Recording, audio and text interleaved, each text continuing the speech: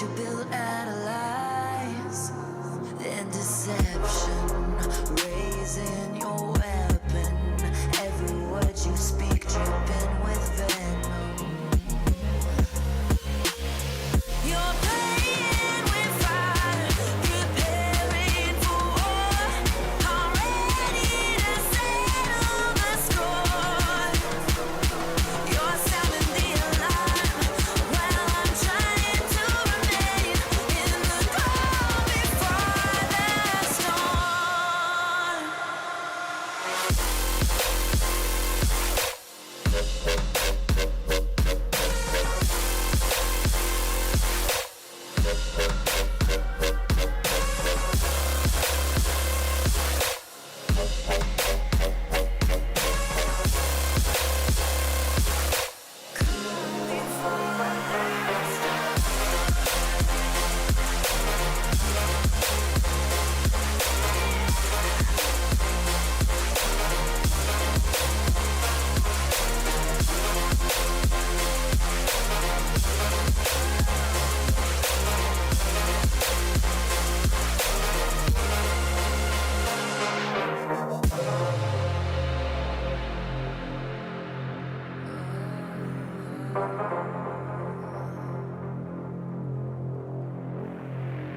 I don't wanna fight,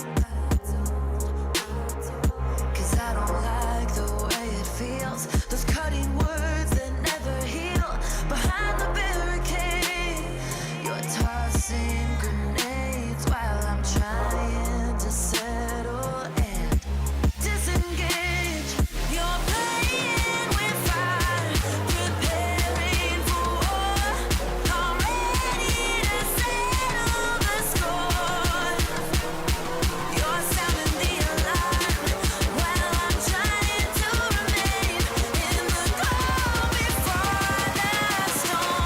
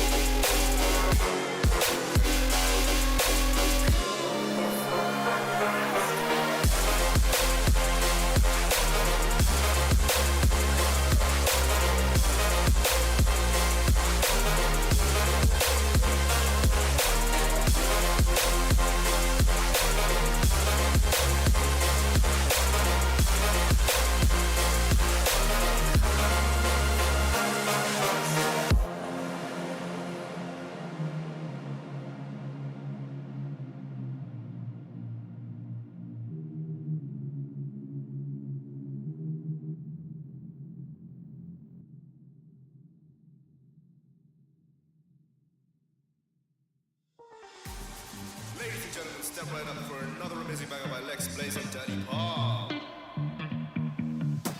Touchdown to Heathrow, DP and me, bro. About to hit the club and turn the shoot to a freak show. Look through the peephole, everybody geek, yo. Need to get go with an extremely deep.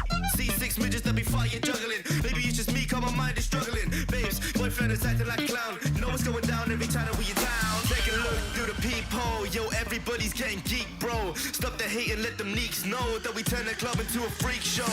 Turn the club to a freak show. Turn the club to a freak show. Turn the club, yeah, we turn the club to a freak show.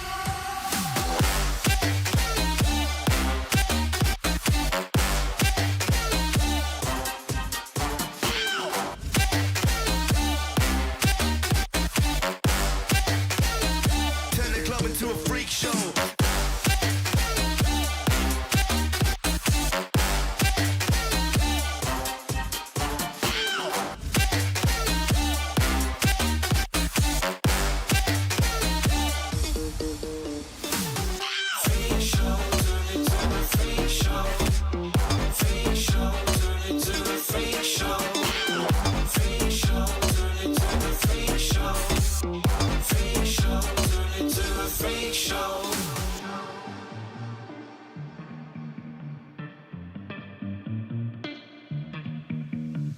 Look at Snow White eating rotten apples. Dirty bass that be coming at you. Roller coasters like a supernova. Around the ringmaster, this my tabernacle. See you screaming, I'm like, what for? Oh, you pop? Yeah, I got popcorn. I've been wake up on the wrong lawn, so we won't stop. It's a lost cause. Take a look through the peephole. Yo, everybody's getting geek, bro. Stop the hate and let them neeks know that we turn the club into a freak show. Turn the club to a freak show. Turn the club to a freak show. Turn the club, yeah, we turn the club to a freak show.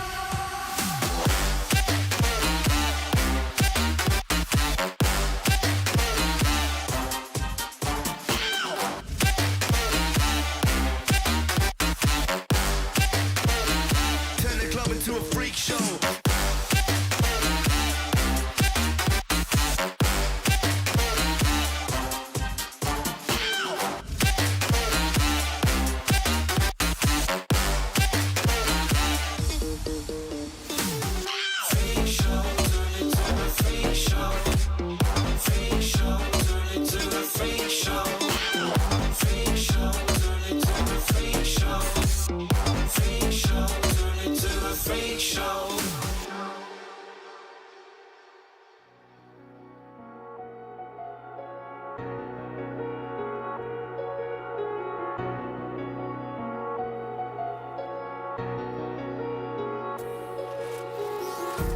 Empty hearts and neon lights, they're playing with my mind. Gotta get out of here tonight. Oh, I wanna run off and fly. And I'll tell myself it's fine to be alone, just to find somewhere that finally feels like home. Oh, oh, oh. I hate all this overthinking. Oh, oh, oh, oh. The more I swim, the more I'm sinking. Take me to a world of silver. No more heartbreaks, tears, painkillers. Take me somewhere unfamiliar. Bring me back to where we started out. Get me out of now. To where we started out. Get me out of now. To where we started out. La la la la la. Oh, oh. Get me out of broken hearts and starting fights, turning truth to lies. Gotta get up, stop wasting time. Yeah, I wanna run off and fly. And I'll tell myself it's fine to be alone, just to find somewhere that finally feels like home. Oh, oh, oh. I hate all this overthinking. Oh, oh, oh, oh. The more I swim, the more I'm sinking. Take me to a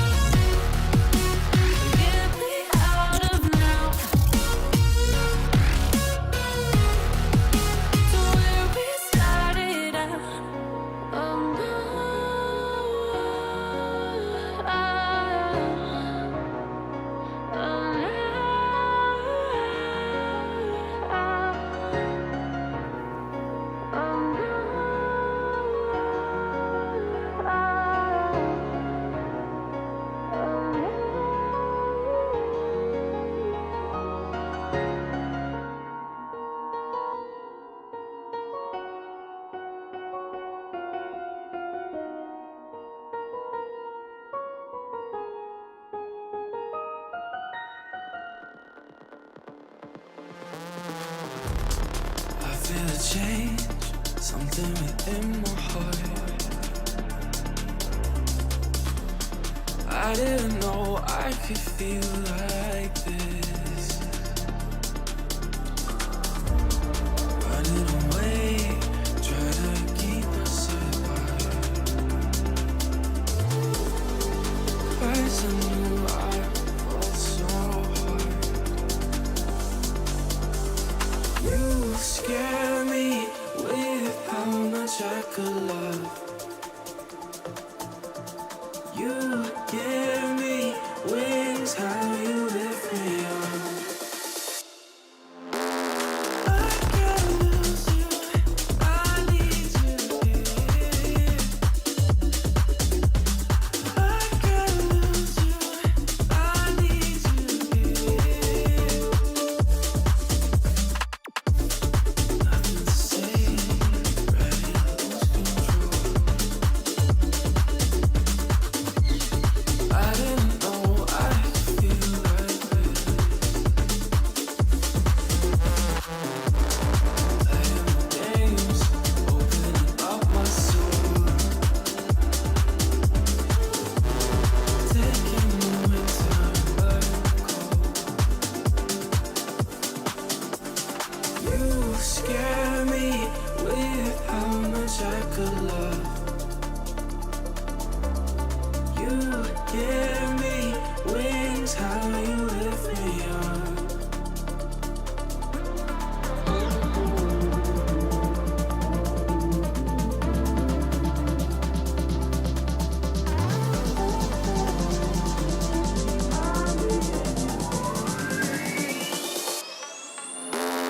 I can't lose you, I need you here. I can't lose you, I need you here.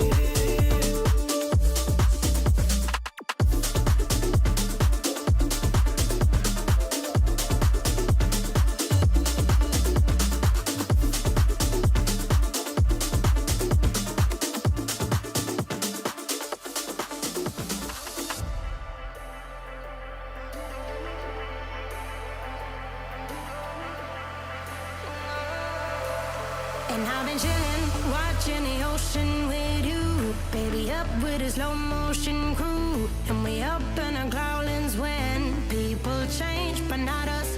And we just chillin', kicking it, kissed by the sun. Could be soaked to the skin in the mall soon. I know she got the good vibes when seasons change, but we're the same. Even if I lost all my money, the zero runs deep, honey. And I don't need to speak a single word, 'cause you got me holding, holding. Even if my jokes aren't funny, my tongue tied up on it. And I don't need to speak a single word, 'cause you got me holding, holding.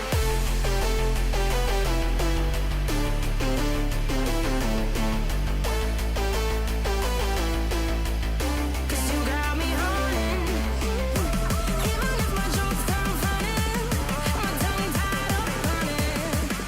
And I don't need to speak a single word, 'cause you got me holding, holding.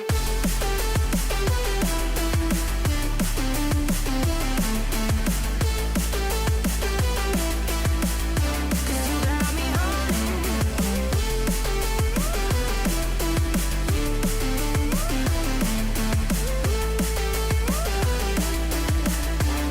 Got me holding, holding. Even if I lost all my money, the zero runs deep, honey. And I don't need to speak a single word, 'cause you got me holding, holding. Even if my jokes aren't funny, my tongue tied up on it. And I don't need to speak a single word, 'cause you got me holding me up. Play me like a bass guitar, simmer down and mash me up. Tripping like I'm Jimmy at Woodstock. Me up, drumming round in your red Ford, shivers down my spinal cord. Oh, oh, oh, oh. 'Cause you got me holding, holding. Even if I lost all my money, the zero runs deep, honey. And I don't need to speak a single word, 'cause you got me holding.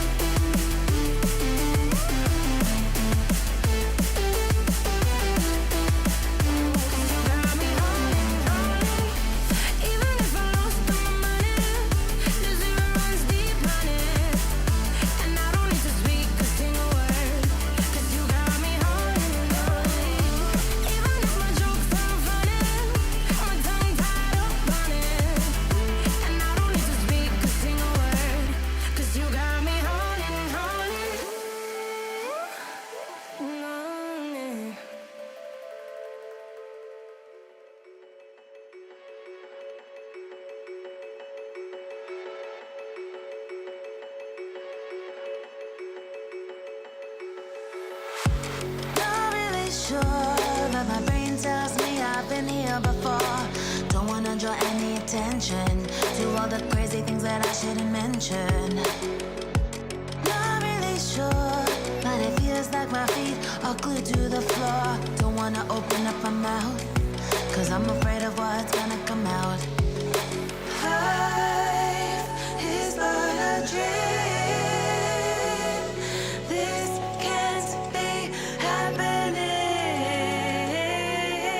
Wake up, scream. I'm in a twisted reality. Twisted.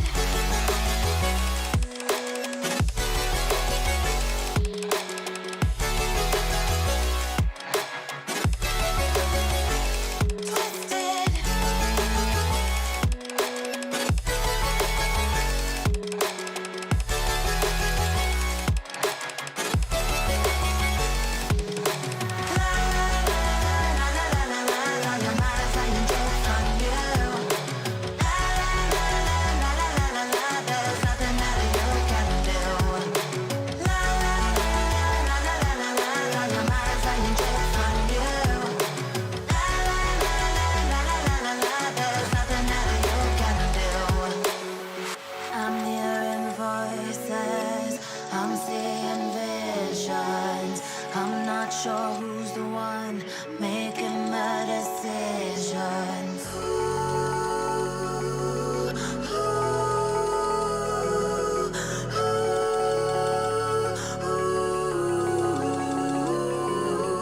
Wake up, scream. I'm in a twisted reality.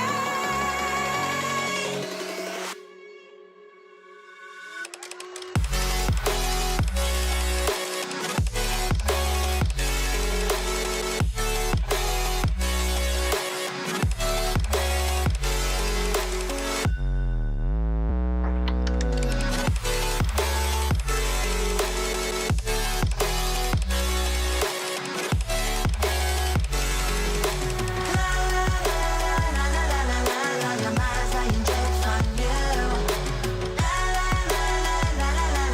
There's nothing that you can do. Your mind's lying jokes on you. There's nothing that you can do. I give in to the lesser fight.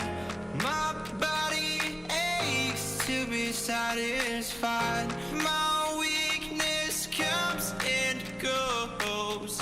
My weakness comes and goes. I'm reaching out for the easy high. Please fortify this strength of mine. My weakness comes and goes. My weakness comes and goes.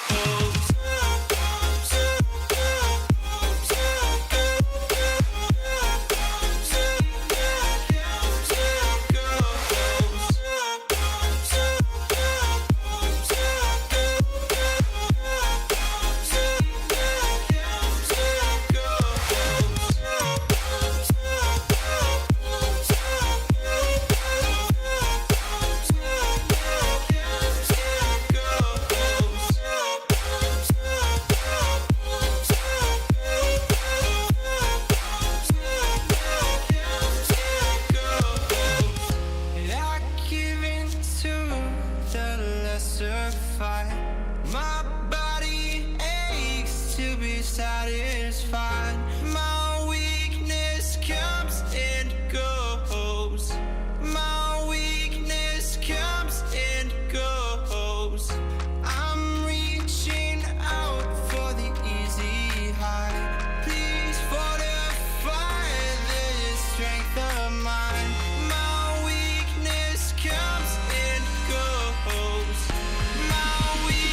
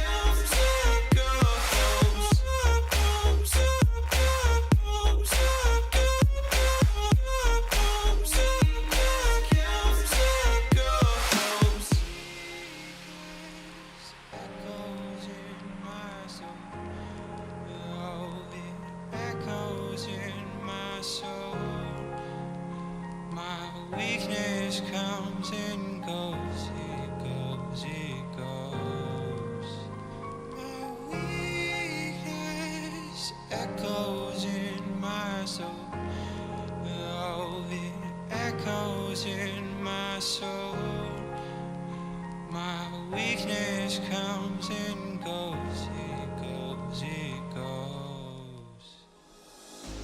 Thought that you should know I've been going solo. Want my love, baby, earn it. Yeah, dancing on my own. See if you can follow. Got me feeling alive. Watch me go, lose control. Is this real? All I feel. Break the signs. Every time, let's be real, be real, be real. I do what I want. Ooh, I do what I want. Ooh, I do what I want. Ooh, I do what I want. I want, I want, I want. Hear me now, I do what I want. Are you ready now? 'Cause it won't be easy. Only get what you work for. Gotta go all out whenever you see me. Don't be wasting my time. Watch me go, lose control. Is this real? All I feel. Break the signs. Every time, let's be real, be real, be real. I do what I want. Ooh, I do what I want. Ooh, I do what I want. Ooh, I do what I want. I want, I want, I want. Hear me now. Watch me go, lose control. Is this real? All I feel. Break the signs. Every time, let's be real, be real, be real. I do what I want. Ooh, I do what I want. Ooh, I do what I want. Ooh, I do what I want. I want, I want, I want. Hear me now, I do what I want.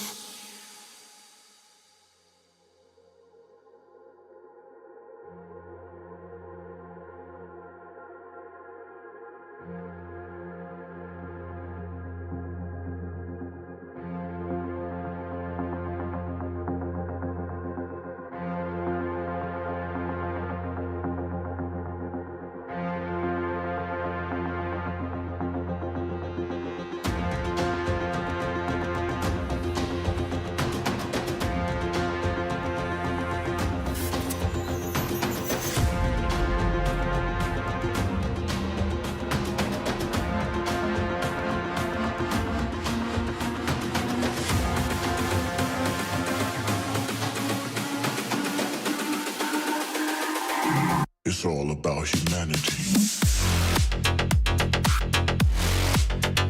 About humanity.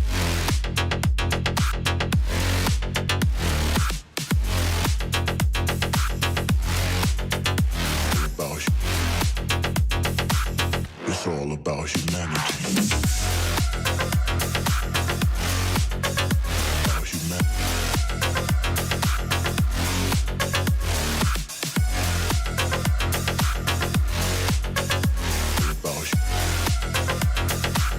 It's all about humanity.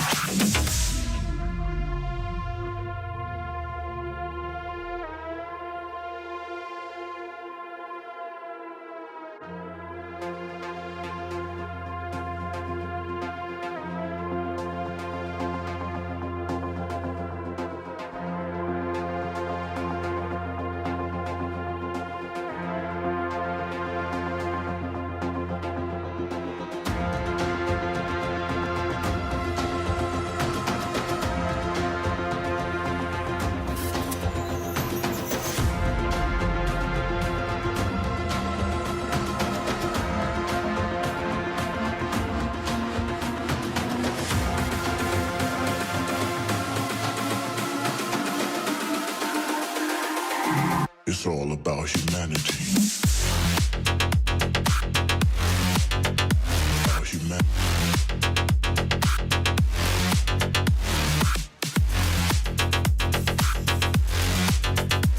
About humanity. It's all about humanity. About humanity.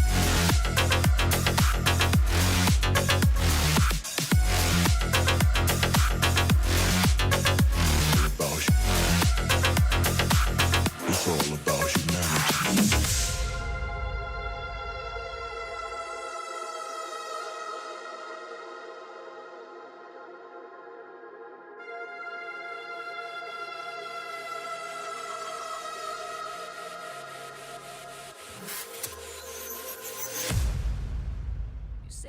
make you nervous. A tragedy, I'm a beautiful disaster. A reckoning, you wonder how I got this way. You think I'm someone to be saved, someone to clean up and tame. Oh, some things never change, never change. Oh, you think I would look pretty on your arm once you cover up my bruises and battle scars, but it always ends the same. Can't bear the things I've had to face. Got you crying on your knees in pain. Oh, some things never change, never change. Oh, you'll break your back to make me feel again. Suffocate to make me breathe again. Lose your mind from endless pain. Some things never change, never change. Oh, redemption never came. I stopped asking for forgiveness, cause you should know only fools tread where the angels fear to go, but you keep trying to get too close. Save myself by turning into stone. So save your judgment cause you just don't know. But some things never change, never change. Oh, they say I should feel guilty and change my ways, leaving crumpled bodies in my wake. Swear I didn't mean to make them break. Swear I didn't mean to make them break. But they're so delicate and so mundane, and they keep coming like a moth to a flame. Oh, some things never change, never change. You'll break your back to make me feel. Hello there, everyone. It has been an awfully long time, but we are back. European glory, bringing you the Continental Clash, the finest of primarily European and some further afield talent. And we might as well represent that on the desk, Verbalocity, alongside my North American counterpart, Monkey Man, to bring you this first game of the day. It's going to be a wild one here, Verbal. It's always great to be able to have a reason, maybe an excuse to travel across the pond, join yourself, in maybe this early evening hour. But of course, over here, it's lunchtime, which means a lot of these Western teams, they're trying to eat up what maybe the EU teams are trying to leave behind. But it's awesome just to be alongside yourself in this awesome production, as we're going to see a lot of awesome RC talent coming out here today. Now, naturally, because I'm commentating with you, I can't escape country-based muckery. And the first match today is actually going to be a EU West, aka NA kill. The first match on broadcast for today is going to be Killer Instincts versus JSL.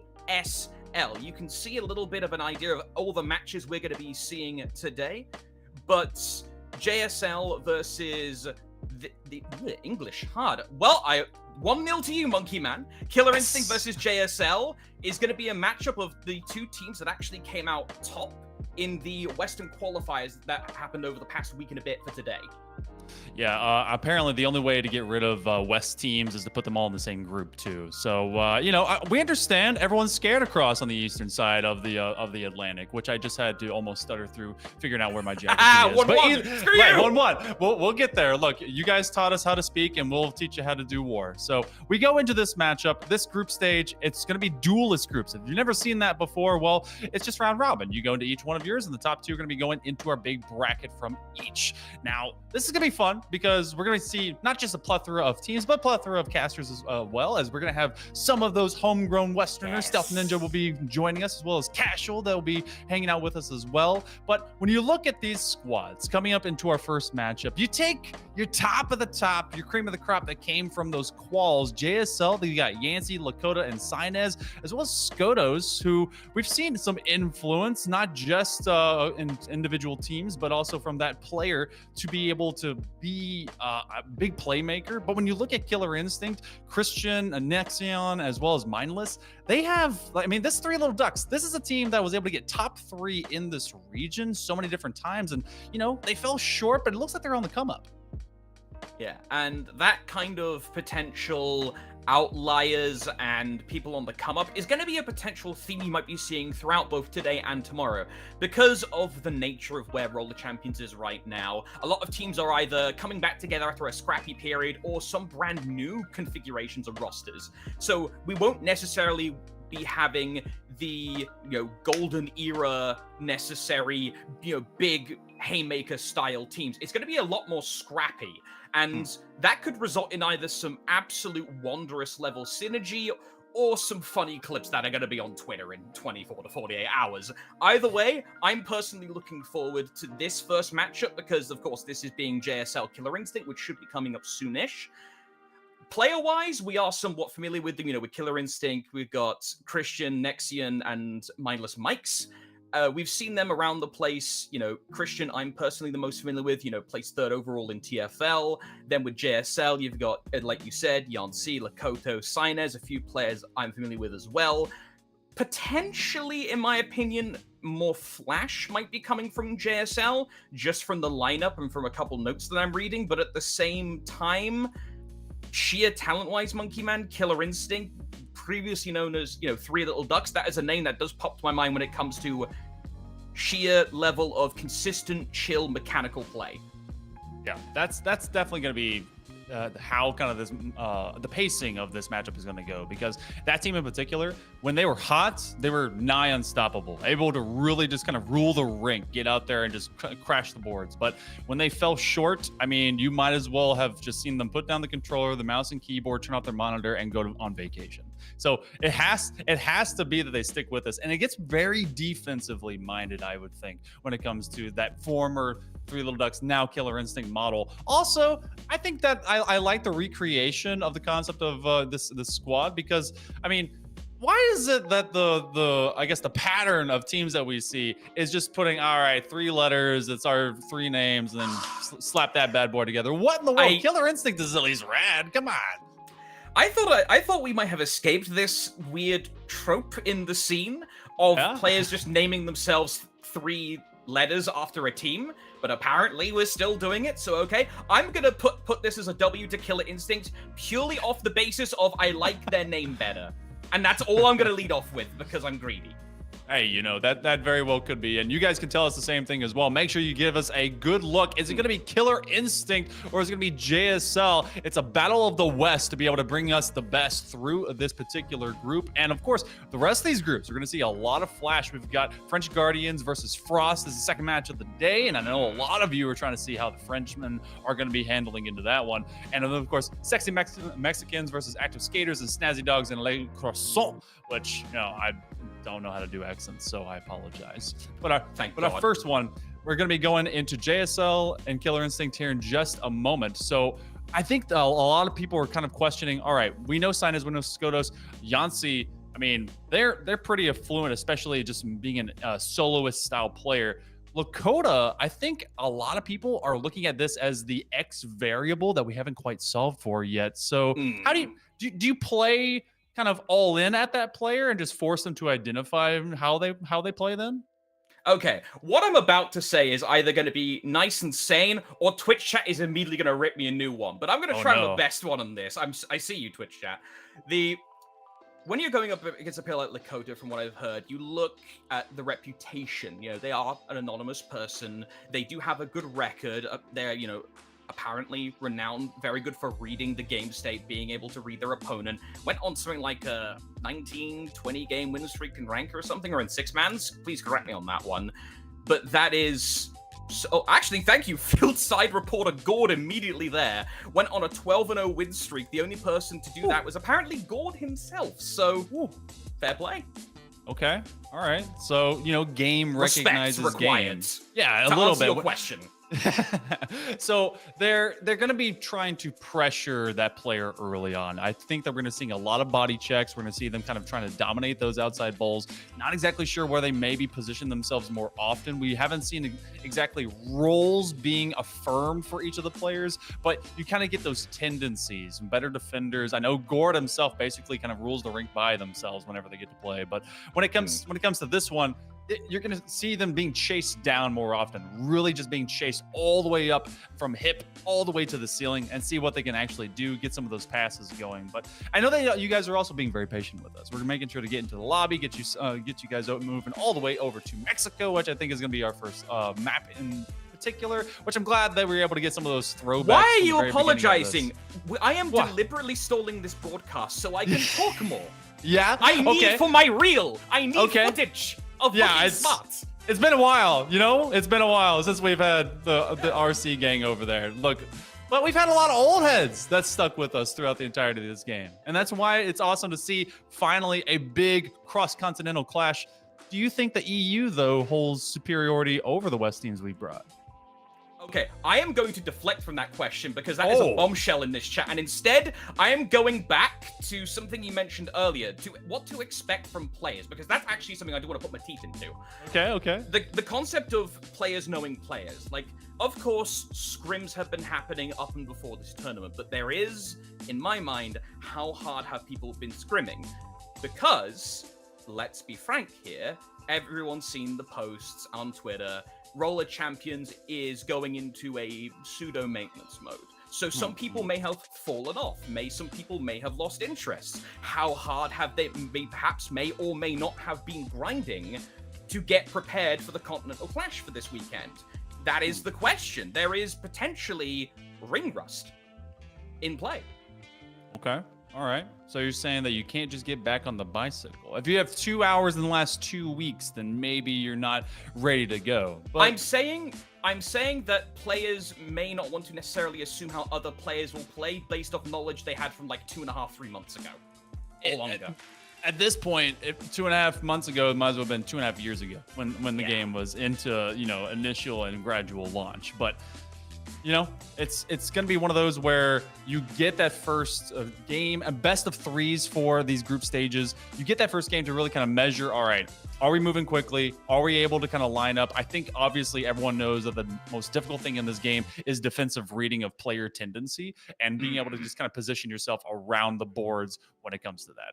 And if you're tracking immediately when that's happening, then you're already in a good step forward. But otherwise, it's going to be a weird dictation of how the pace will go with some of these matches. But we will be heading into game number 1 here in just a moment. We appreciate you hanging out with us. Now, Verbal, I will continue to press you, though.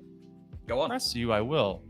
NA or West versus EU or East. We're gonna be seeing how that all pans out here. But game number 1 of our first group stage play. All right, Pixel City.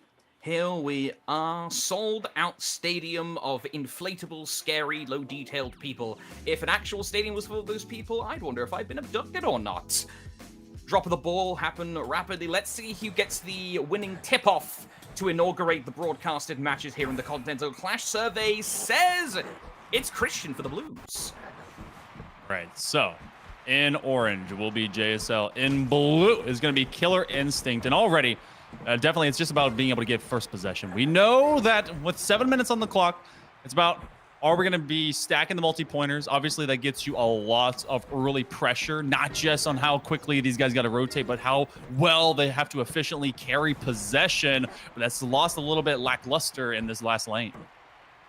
Lakota has control of the ball. Keep it slow for the time being. Teams are going to be feeling each other out in this group stage before we lead into, the knife-edged single elims tomorrow.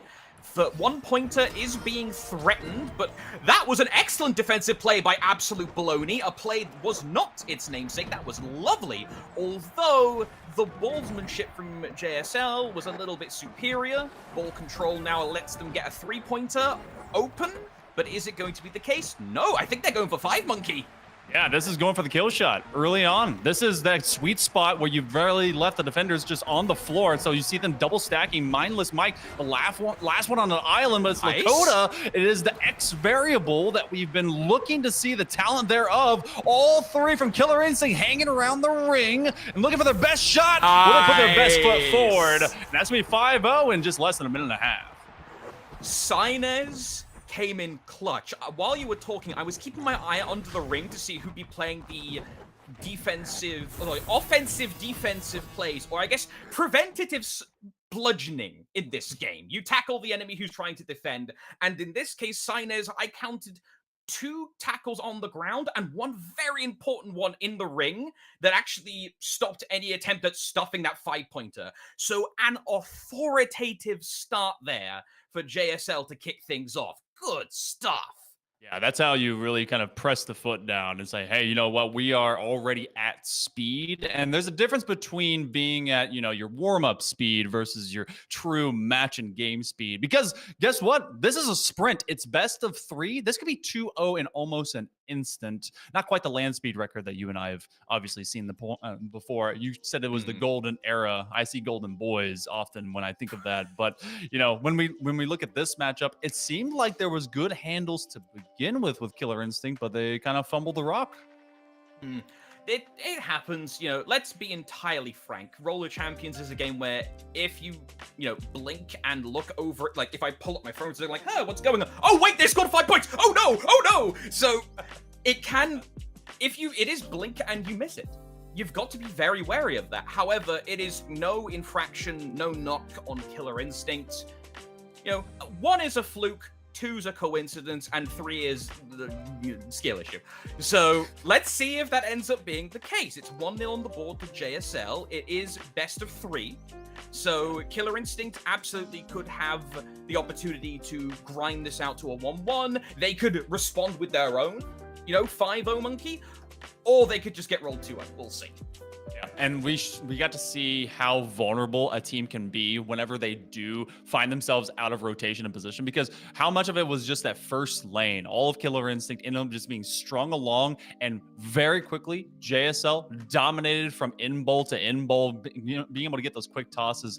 And they're like, all right, we're looking to just end this match very swiftly. We're going to go over to Dragon Temple to see if this one will be as swift as possible, as this #1 seed coming in from the West wants to do so in dominant fashion. Will they be the kings of the West and be able to rule this group from their high throne?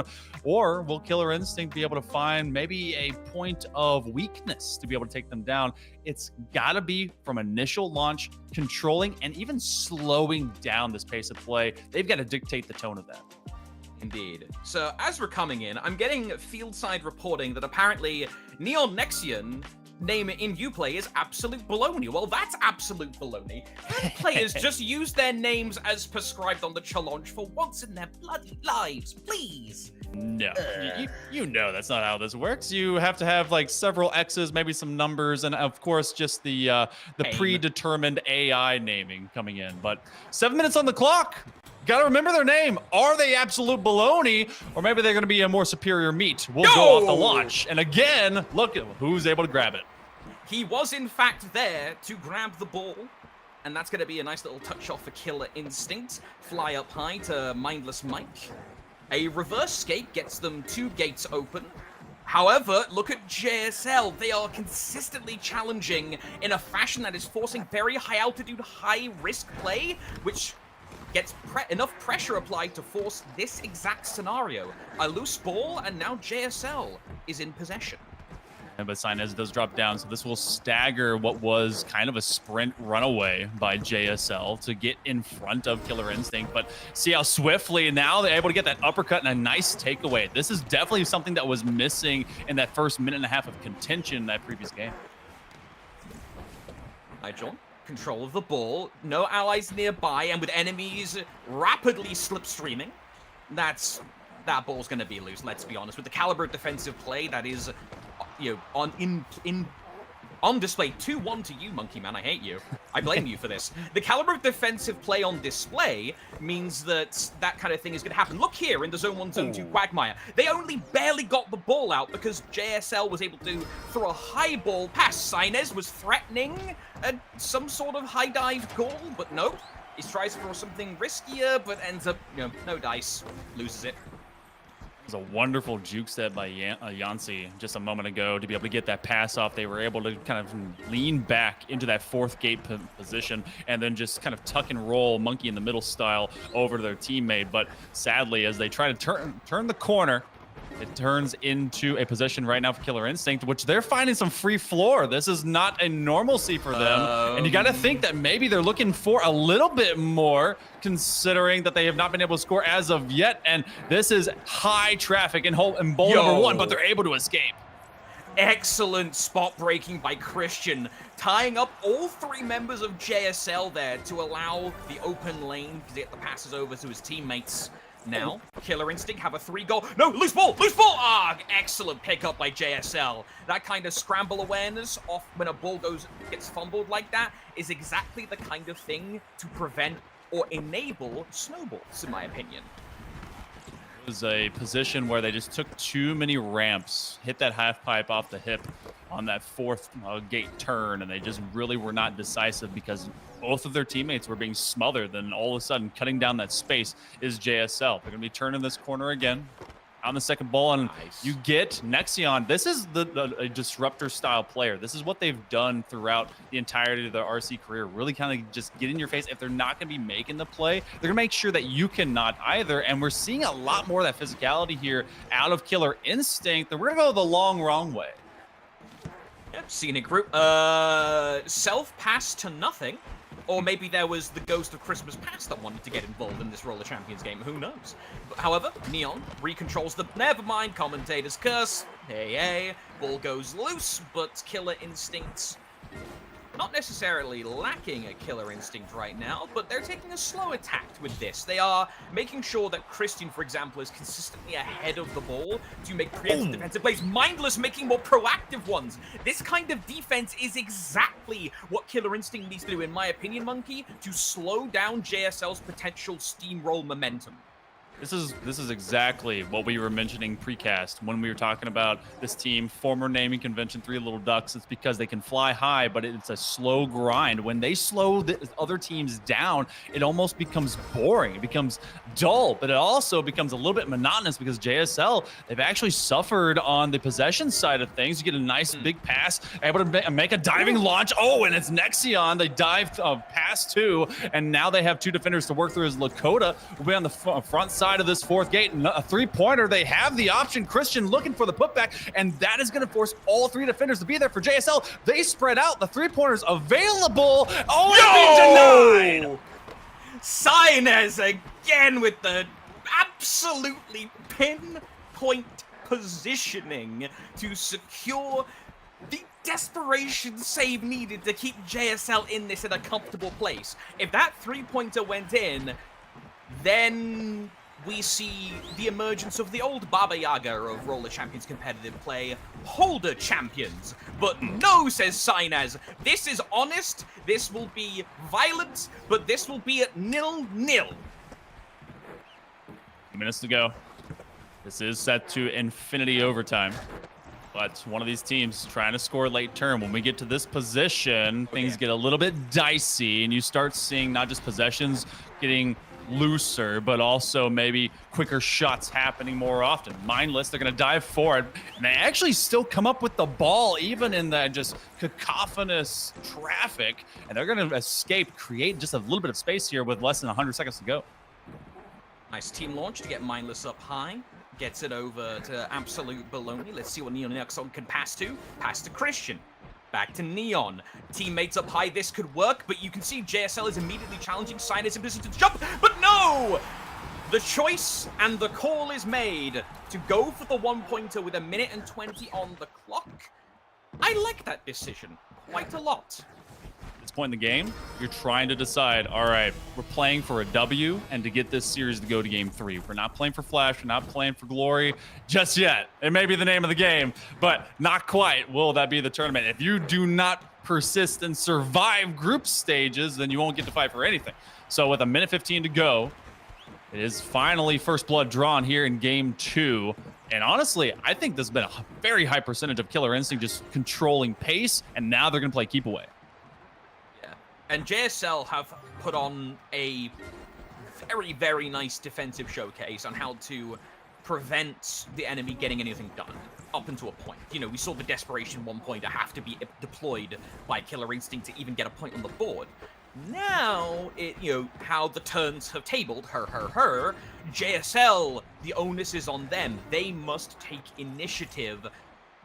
What are they going to do to secure the ball off a very ping-pong pass-heavy Killer Instinct, I wonder? Able to get man on man, and they've been able to slip through and get a couple takeaways. But we talk about defense for JSL. It's been much the same of Killer Instinct. Just like that, Christian comes in, throws a bow, a body, and a nice pass to continue this separation factor in favor of their squad. Just have to get away from JSL, but they slow down way too much. And now Lakota has last chances, last-ditch effort to tie things up, maybe get a winning score. But the takeaway is by Mindless Mike. And we're going game 3. Quality scramble there by Killer Instinct to try and get things done. And the way they were able to get things done was not realizing that they can't have the whole buffet. So just, take a little bit here and there where we can. We are going to that in game 3. I'm personally now going to wait, Monkey Man, to see how do Sainez and co adapt. And I mentioned that specifically because Lakota and Jean have been very much playing off of Sainez, it feels like to me. We've been seeing a consistent case of Sainez has been either the anchor holding under the goal or diving for the goal or diving for the ball and then feeding it to Lakota or Aijan, who can then try and get something done with it. And maybe Killer Instinct can identify that and start interfering. Christian specifically has been making a lot of dive tackles in the air, some very precise ones too. Maybe start targeting more towards Sainez than the other two, disrupting that way. But that's all a lot of very highbrow stuff, Monkey Man. I'm gonna pass it over to you for a second and just keep it more base. Are we going to see? We've seen the 5-point game. We've seen the 1-point game. Are we going to see a 3-point game? The absolute passive trash being thrown when you're looking for lowbrow commentary and it's given to me. Killer Instinct. This looked like their squad that honestly, game 1 wasn't ready. Game 2, you saw every single player of Christian, Nexion, and Mindless actually throwing bows and keeping a well-read pace with JSL. I think that you're semi right. We got to see a lot of good movement, kind of overall kind of reading and awareness by Sainez to activate both Yancy as well as Lakota. Lakota seeing more of that intermediary between the two, and Yancy I think has the capability to kind of really juke you out of your skates. But we're going to go over to Zen Temple. One of these teams is actually going to be coming out with a W. We've seen a 1-pointer, we've seen a 5, and they've tried in between. But will defense still be as sound, or are we going to speed things up? 3 for 3 is what I'm hoping to see, so we can get the full sweep of the traditional goal lines. Let's not talk about like the 9-pointers enough. There's no way we're seeing one of those on broadcast tonight. If we do, I will not eat a hat because I normally curse my own luck in that regard. 2 seconds on the tip-off. Survey says it goes to JSL. Right. They were denied a sincere amount of time handling the ball, and they immediately want to get around and away and parlay through Killer Instinct. But it's exact steps like that. You saw Yancy trying to get past Christian, and they take up that good position in second bowl and just challenged them, dared them to try and cross over that line, and they lost that ball again. But now they have new possession. I'm noticing a small thing from both of these teams. Both teams have lost the ball due to cratering, and that is not something you want to see preserve momentum. For those of you that don't know, TLDR, cratering is when you're trying to come down a ramp or off a jump and you don't hit a smooth surface and you instead just land flat on the ground. You lose all your momentum and your prime pickings to get smacked in the face. So you've got to really avoid that and preserve your momentum at all times to even have a chance of breaking through defense, unless you've got a teammate to catapult you like that.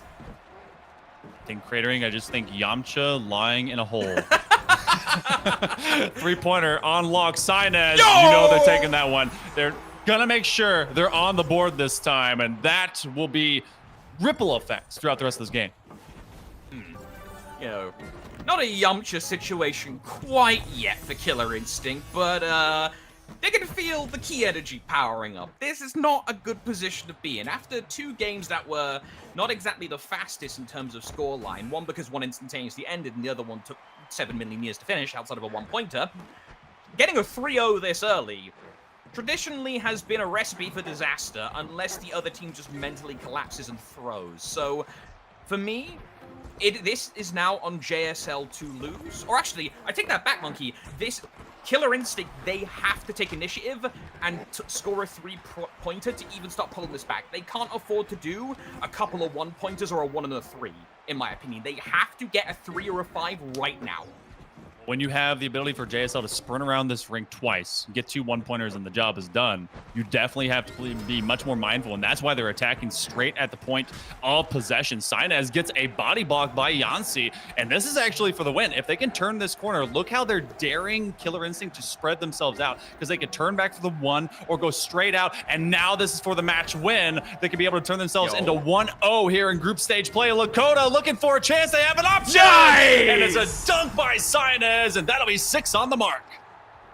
You've gotta love the setup to this. Keep an eye on the goal in this replay. You see Orange go through the goal as at last moment to clear out the opposing Killer Instinct member who was trying to come through and pull what Sainez did in the last set, in that save that we saw. That kind of setup is the exact kind of thing you need to progress in a tournament like this. You can't just have one-man star plays. You need people setting up the stuff after the stuff. Excellent play by JLS. 2-1 to them. Now they move on. They get to go 1-0. The best mark, though, I mean, we're going to give a lot of credit over to Killer Instinct. They're able to slow down JSL in that second game. I think, obviously, JSL had the leniency because they took that first game win, but they just could never find anything in the third. But to their credit, they took a game, and that's way bigger and badder of stakes when you come into duelist groups. Because if you don't get a game and you get swept, you have no means to argue if you end up in that weird position for series match play. So either way, job well done over to JSL. They will be 1-0 in series play, but we got another one coming up here, Verbal. Indeed. Let me go ahead and use my wonderful powers of memory, aka pulling up my little sheet here. There we are. I have a memory of a sponge, what can I say? Next match on stream, I do believe, is going to be French Guardians versus Frost, and I do believe we're getting yeeted out of the booth for that one.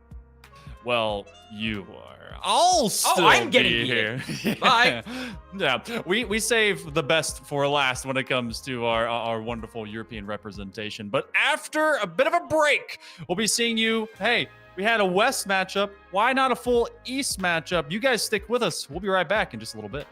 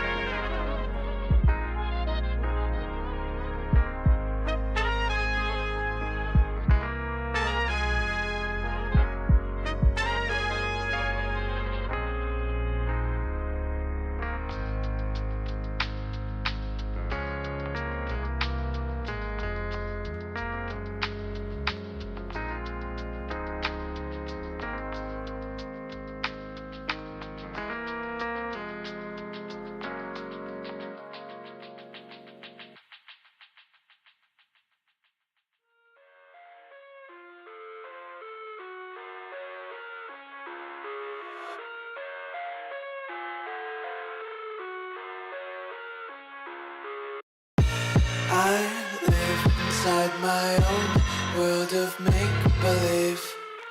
Kids screaming in the cradles, profanities.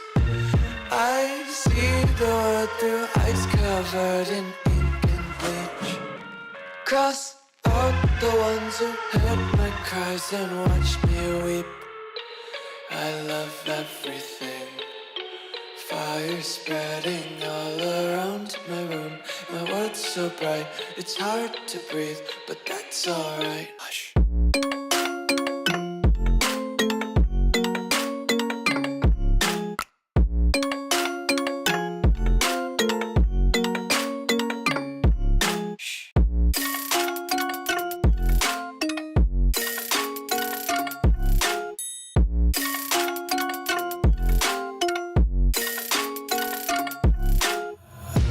Take my eyes open to force reality. Why can't you just let me eat my weight in glee? I live inside my own world of make-believe. Kids screaming in their cradles, profanities. Some days I feel skinnier than all the other days. Sometimes I can't tell if my body belongs to me. I love everything. Fire spreading all around my room. My world's so bright, it's hard to breathe, but that's alright. Hush.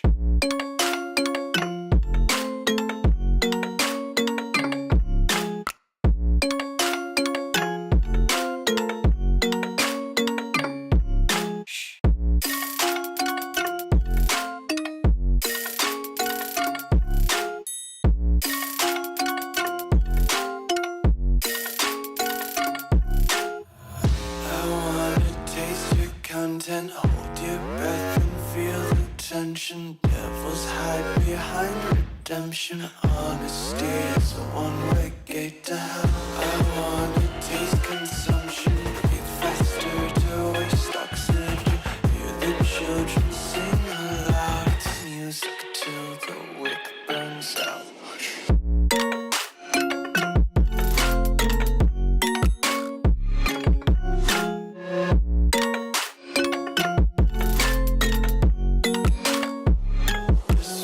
Be carefree lately, yeah.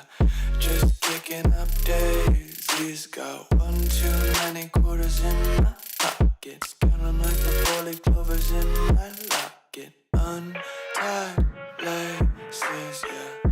Just tripping on daydreams. Got dirty little lullabies playing on repeat. Might as well just ride around the nursery and count sheep.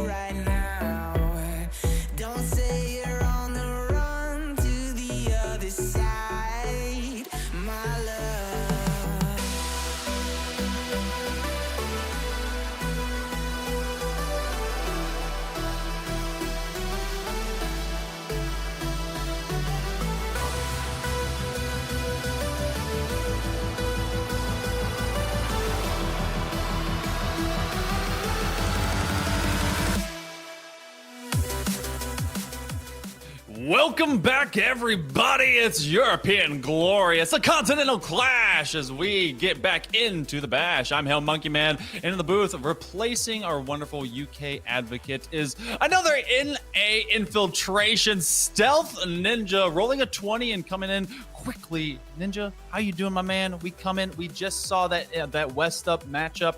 I need to know how are you feeling today, and how do you feel about our West boys? I'm feeling great.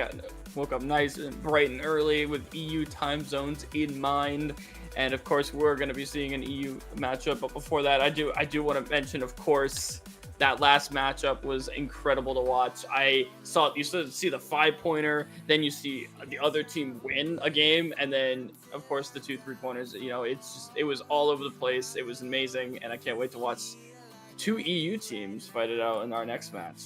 Yeah, we've got that next match coming up, but we will have some standings going in right now as we are live into all of our groups. So plenty across the board. We're going to be taking one from every single group today. And as you can see, they're slowly starting to parse their way through it. You do have Group C coming in hot with us, with French Guardians versus Frost. And otherwise, everyone is trying to suss out where they're going to be.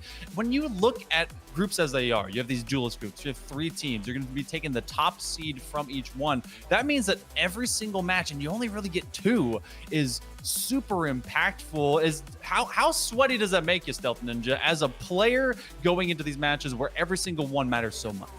Oh my gosh, it means everything. 2 matches, it's like playing a best of 3. Like you can't even lose one, really. It's a bet because it's a best of 2. It's not even a best of 3. When you have 3, you're trying to fight out of a group. It's harder to get out of these groups than it is to get out of the group stage in World Cup. World Cup, you got 4 teams, you get 2 people out. Here you have 3 teams and 1 team gets out. And you only get 2 games to showcase. And when you're that top seed of the group, maybe a little bit less of the pressure off. You got those lower seeds. Know how to deal with them. Maybe you've already faced them in scrims or whatnot. But these lower teams, they're gonna have to fight their heart out if they want any chance to make it through. And this is going to be a absolute brawl, and a Eastern brawl, EU brawl, because we're going to be going in with French Guardians and Frost. You've got Inspect on one side on Frost, and you've got Gord on the other side for French Guardians, and all baguette squad. And of course, Waitsu being alongside with Gord. I think that is an insane kind of wombo combo, not to forget about UKIT as well. But Frost, we've seen all the content that Inspect puts out. Cries is an absolute, just a super speedy level player. Which duo of those combos really kind of influences you more? And I mean, do you think French Guardians, can the all Frenchman squad be able to take this one? Oh man, it's gonna be interesting to see if the French can take this. I don't know. I'm not personally a fan of the French, but I will say I am a fan of Gord. We did say in chat that I was the first person to play ranked with, and that is true. I was one of those players. Like I was one of the people who played in the early stages of the game, and so when the Discord started popping off, the game came out, I hopped in one of the Discord VCs. I took a chance, and I'm like, you know what? I'm gonna do my placements with a couple players. It turned out to be EU players, and Gord was one of them, and we won 13 matches in a row. Gord was a prodigy from the start, and I can't wait to see what he can do here. Stealth Ninja, the starter kit coach to really begin Gord's rise to glory. But will that continue and maybe find its swan song today? In orange, you're going to see the French Guardians. In blue, you're going to see Frost. And they're trying to be cool as cucumber, but much different than what we saw in our first matchup, where everything was a little bit messy there, Stealth. These 2 teams are already fighting tooth and nail to move around this board. Yeah, no, from what I've heard, of course, the NA's people, they love to go for those 1 to 3 pointers, as we saw, not always going for the 5 pointers. Sometimes they do like to put the pressure early in the game. Yeah, when you have a lot of time, and you have the ball, you want to get as much out of it as you can. But these teams, they play nice and slow, and they try to get as much out of it as possible. As you can see, they don't even have the first gate, and they've gone almost a full length around, and they can't even get to that first checkpoint. It is a bloodbath trying to even get the first checkpoint. If you finally see it coming up from French Guardians, and it's just a bloodbath. This bowl, they tried to go all the way to the 3rd checkpoint and come back, and they still aren't able to get any progress. it's constant back and forth. I don't even know if we're gonna see a 5-pointer at this rate. It's going to take a while, and if they do get one, well, that's going to be even more influential than what we've seen all around because it's just taking so long to progress. You're actually trying to get that drag, a nice, at least heat seeker just nearby as Yukatake sees Gord up in front of them. They have multiple options. They're on the same wall, and so they do separate themselves, maybe just to dive forward, and they're working with one in the middle. You have Soulmate that's trying to make some of these reads around this triangle of players from the Guardians. Now with a 3-pointer on option, they juke the defender from underneath the donut, but that was really all of a decoy. Waitsu will go for the secure, though, and that's going to be first point in the series. Look at that. Well, I figured we were going to see a 1-pointer, but a 3-pointer to put some nice pressure in on Frost early. You love to see it. Wetsu coming in from the bowl, a nice shot to put it in, wide open net. No one's home because they're all thinking, well, they're going for the 5. And so did I. I was expecting the 5-pointer as well, but that 3-pointer, like I said, a lot of pressure early. They're going to have to not only get the ball, but now copy what they just did after, 2 minutes of back and forth. It's just constantly trying to take each other out. The defensive mind games have already started, and they're in full force. Frost has not been able to really close down on space. You see how much has been just freed up by the Guardians. You do have a toss, but that's going to be a nice interception, and suddenly things will turn around in a way. They did break gate number 1, but they're trying to go the short way to try and get to that next one. I like it. A bit of a short jump as they bottom out, cratering as we got to see it and hear it done by Verbal, but that's going to be a nice up kick, and it forms a body bag at the bottom. So now, as everything kind of just collapses down, you do get a takeaway, and all of a sudden, the French Guardians are right back in charge. There we go. I can finally see the game now. Yeah, I was just kind of talking about it, but here we go. And we got Gord up, getting this 4th checkpoint. French Guardians already with 3 points, now putting on the pressure to go for more. You can see that goal net is wide open, and the defense proved its worth as they were able to stop them going from another 3-pointer. They don't want this game to end. They want every chance they want. They knew they were not going to go for that 1-pointer. Who the heck in their right mind would? NA players. I mean, we saw it earlier. We saw a 3-pointer and then a 3-pointer. We did. Even NA has the right mindset for how to play these games. An incredible tackle there up on the wall there from the French Guardian as well. Rocking the Guardian tag on top of that. Disco champion. You know these players mean business. When they got the team morale, and they're just already good players. I mean, you can see it in the way they, look at that. They got the mechanics showing off too. They're showing off for us. Great half pipe transfer. You're going to get a freebie, and this is the grind set that we were talking about. Verbal and I had hinted it before, and now you're seeing it in live action now. You either hit the 3-3 and get the job done. I love the cancel, but they use the momentum by Waitsu, who was already off that launch, to then get them all the way up a lane, and it was such a cherry pick play to then get them within striking distance for this possible game 1 victory. Yeah, I think French Guardians, after not able to get past them the first try, and seeing that, Frost didn't really think they were going to go for the 1, so immediately blocked the 3 and shut them down. This time, they had the chance. They're like, you know what? Screw it. If we can do it once, we can do it twice. We can do it a 3rd time. And meanwhile, a strike coming out with the beautiful bowling sounds coming out. Absolutely love to see that. That's a Steam achievement right there for you. Still haven't gotten that one, but Cries now up on the wall, able to get that 2nd checkpoint real quick, get it to the Soulmate. He's able to get the 3rd. All 3 French Guardians in the bowl, gonna leave this lane wide open. And even though they get it down to the 1st checkpoint really fast, look at how fast the French Guardians move on that defensive rotation. Yeah, this is knowing that you have 4 points up, and the only way for this squad to beat you late term is a 5-pointer. They've got the 2-minute warning in front of them, but they've got plenty of points in their back pocket so far, and it's really up to Inspect to try and get this team kind of working back together. They have been intercepted, interjected, and just made weak in their possession game in this first iteration.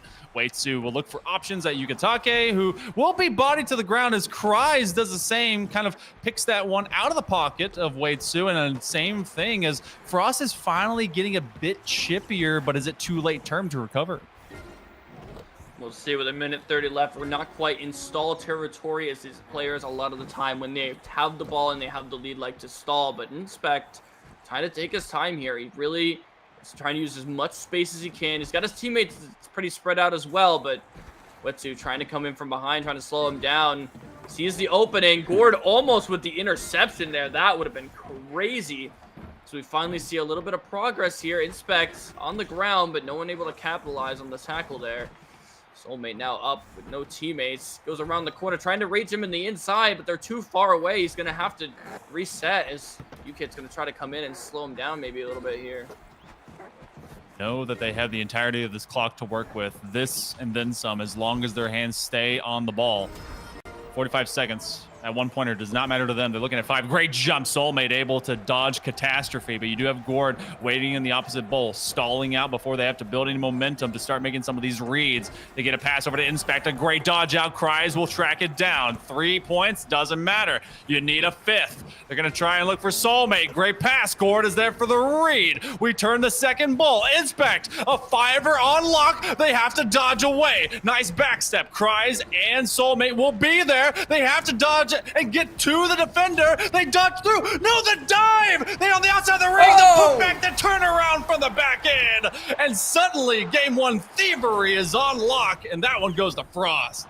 It almost makes you wonder, where did they go wrong? Was it the one pointer, the NA strat coming out that maybe threw them off? Because now they're wondering, should we have just left it at 3 and just let them tie it up? Because now with the 4-pointer, you're forcing them to go for the 5, and they did it. Now what do you do going into game 2 when you have just thrown away a 4-0 lead with like less than 2 minutes left on the clock and just so much ball control? And they got the ball, they took their time, they had so much space. They had under a minute left. They hadn't even completed the first lap yet, and they took their time. They were able to get that 5-pointer.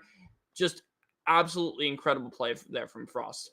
Sometimes you just gotta get all the troops in order. They knew that they had an endless timer on the back end of hitting 0 seconds, and they just had to maintain possession. And I'm not gonna fault much, maybe at least a percentage of French Guardians, because they stayed back. They knew when to swarm. They were trying to really be oppressive when they had the leniency to do so, but at that clutch moment, they just couldn't shut down the passing plays. And what passes they were, you had some great fake outs to then just find open options beyond those mid lane defenders. And then when it came down to that final, you had Yukitake laying on their back. And it was 9 seconds left.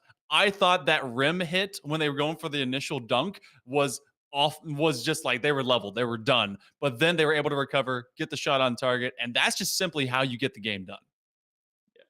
Yeah, absolutely. I mean, I think one of the critical errors you see in defense now, when you have all that time, you have that lead, teams will go into like this grouping defense where they'll try to block a checkpoint and to try to scare tactic or something into making them kind of slow down to a point where they can read them. However, a lot of the times you need to spread out on defense because, and exactly what we saw, those passes were deadly. They were able to get those passes around the ball, around the ring. And as soon as they started getting those, they had so much momentum going that they were able to just get those passes over and over and over till they were at the point where they were at the goal. And then French Guardians were scrambling to try to save it. But with all the time in the world, with that being 10 seconds, they were able to close it out. Frost with game 1, what I think is an upset, but French Guardians are gonna come back and strike hard. Yeah, that's a wonderful new conglomeration name, French Mexicans. Let's make that one work. But we go to Lost Civilization. Are the Guardians all lost after seeing a W pass by and split into an L? Will this one help them recover and get to game number 3? We'll be finding ourselves on the other side of that in just a little under 7 minutes. As you do see Frost, I mean, it took a while for them to just finally make these better reads against the Guardians, and so far they have early possession. Yeah, we're going to see maybe Frost tried to put some early pressure on as they've held the ball most of the beginning of this game. Still plenty of time, of course, but you can see, once again, the French Guardians not, you know, I know, every time I say it now, I think of French Mexicans, and I think, oh, it's, yo soy Mexicano, or something strange like that. Like, Gordon now with the ball, got a slingshot around. They're going so many laps, but they're going the wrong way. It doesn't matter, though. They'll get it around. They'll get it eventually. Wetsu, not open for the pass, but Ukit, ooh, not quite able to grab it. Magnet's just away from him. It's going to transfer back to Inspect here, who's going to try to start another play for Frost. Nope. Wetsu's there. Who would have guessed? Wetsu really was kind of the progenitor of the takeaways. They were able to maintain possession for a while when it came to Guardians, but look at this keep away game. And I don't just mean holder champions. I mean that they are sincerely moving forward around this rink with a methodology to get it to their next teammate. You have multiple options. Inspect left on the floor, so they're going to look for their backup, and Soulmate cries right around, and the one-pointer will open up. I don't expect them to take it. No, that is not the way EU players go. Soulmate, though, will have to be the recovery lane, and that bouncer falls into friendly hands, but eventually the denial comes up. A bit of a scuffle there in the bowl. Does end up in the hands of French Guardians. A little bit of a sweat wiped off of their foreheads there, as they weren't expecting the one-pointer, but they were able to get a quick second and third checkpoint there. Fortunately, a pass gone awry. It's the second time this game already for them. Very unfortunate. So maybe their passing not quite on key there, as the ball's loose. Probably going to get picked up by French Guardian. Gord there with a dive is going to pick it up, as we've still scoreless 2.5 minutes in. We're experiencing very similar to what we had last game. Very, very, very stale, very slow opening. Only one lap completed by either team. I mean, both teams clearly showing the defensive prowess of EU. We got to see that three-pointer open things up around the 5-minute mark whenever we were in game number 1. This time around, like you've mentioned, it is just kind of all pins and needles. First pointer, not to be taken. They still know the three-pointer is going to be much more kind of model making here, and that's why they're shutting down that next lane chase. Not going to take away from that third checkpoint, and they're going to force this one to reset over and over again. You get to around that 2-minute mark, though, and the sweat begins to form on the brow. Mostly, I would expect it to be nerve-wracking here for Guardians, and now they're in chase. First one will open. Inspect is still going to make sure to be respectful of the defense here. You just don't want to give that one away for free, but now you got to posture up for what will be the second lane chase. And you can see neither of these teams want anything to do with blocking that one-pointer. They are already in that 2-3 lane. They are already ready to set up the defense, excuse me. As we see the three-pointer, do you think they'll take it with 3 minutes? I don't think so, as they don't want a repeat of last game. They want to end it here. Here's the 5-point opportunity. Third checkpoint, Gord. The launch. A lot of speed. He's going to go for the shot. He's going to bait it out. Saw both defenders there from Frost in the net. A loose ball is going to get picked up by Wetsu. No, he misses it. A critical error there. Would have given them a huge opportunity still, but Inspect there to snipe it out of the way. Absolutely heartbreaking for the French Guardians fans. Fumbling the bag, dropping your purse at the turnstile, your wallet, your spaghetti, everything spilled everywhere. Gotta make sure you secure those. They didn't even get themselves a second chance at getting the game. And we were talking about less than 10 seconds thievery going in game number 1. And now 1 point actually starts to look pretty nice. The look back, at least. Cries will be that next option. And Inspect is all alone down there. It's the 3-point chase, turning it right around. Cries trying to body Wetsu, but who else but Wetsu to be the big man to keep the Guardians in this? Just barely got out of pass range there. You can see the Frost trying to get ahead of the pass as he was struggling there in the corner. But a great read by Wetsu. He's able to stop that. As we are still scoreless with under 2 minutes. A very different vibe from last game. Last game, the French Guardians were in a much more calmer position despite the end score of that game being in favor of Frost. But now French Guardians, they see that net open. They're thinking, do we take this? I don't think so, but they're thinking about it more and more as we go through this game. It is a wide open one, but you can tell as soon as the Frost defense is blocking that net, that's when the French Guardians know, you know what, maybe this is worth it. As they barely recover that, they're going to try to get the 3-point open here. Will they go for it? The dive, go for the pass. No one's there. It's going to be an easy tackle for Soulmate. And once again, we are back to 0-0 with nothing on the board.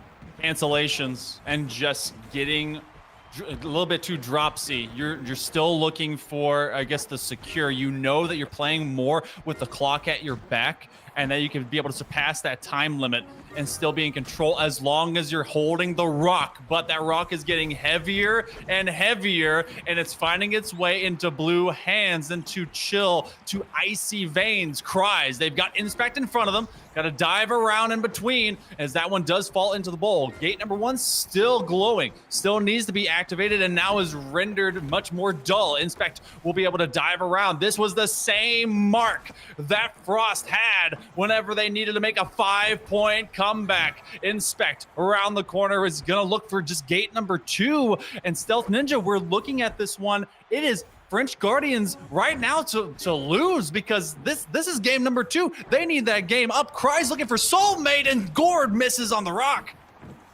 Soulmate here trying to end it. He's got his teammates in a great position, but the defense not there. He's got the inner lip open. Pass up to Cries. Gord is there, but he's tackled as well. Wetsu's there to snipe it. 3 seconds left. We are going into overtime. We are in golden goal territory. French Guardians need this to stay in. Frost wanting to end it here.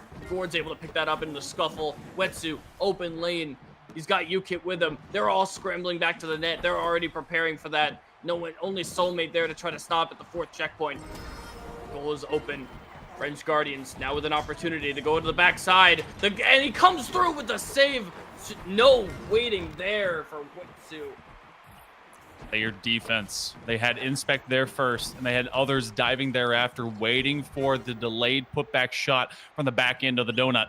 And now it's all up to Frost as they take their shot. 1-pointer is the same as 5, might as well be 9, might as well be infinity. And that could serve as the Guardians' reminder of how just bad a single series loss could be in these 3-team group stages. Soulmate, they've got checkpoint number 3. They're going to take a lot of space, and they're going to try and drag one away. Gord is laid on their back, and that's actually going to give Cries some airspace up top, climbing the old skyscraper floor by floor. But Gord, he's shutting that elevator early. Unfortunate mistake there from Gord, trying to roll it down, and immediately intercepted by Soulmate, who's immediately going to get these first 3 checkpoints. A quick counterattack from Frost, and then both the defense still there for French Guardians, but only one on the net, and they're going to try to go for something quick here. No, as French Guardians are able to get back.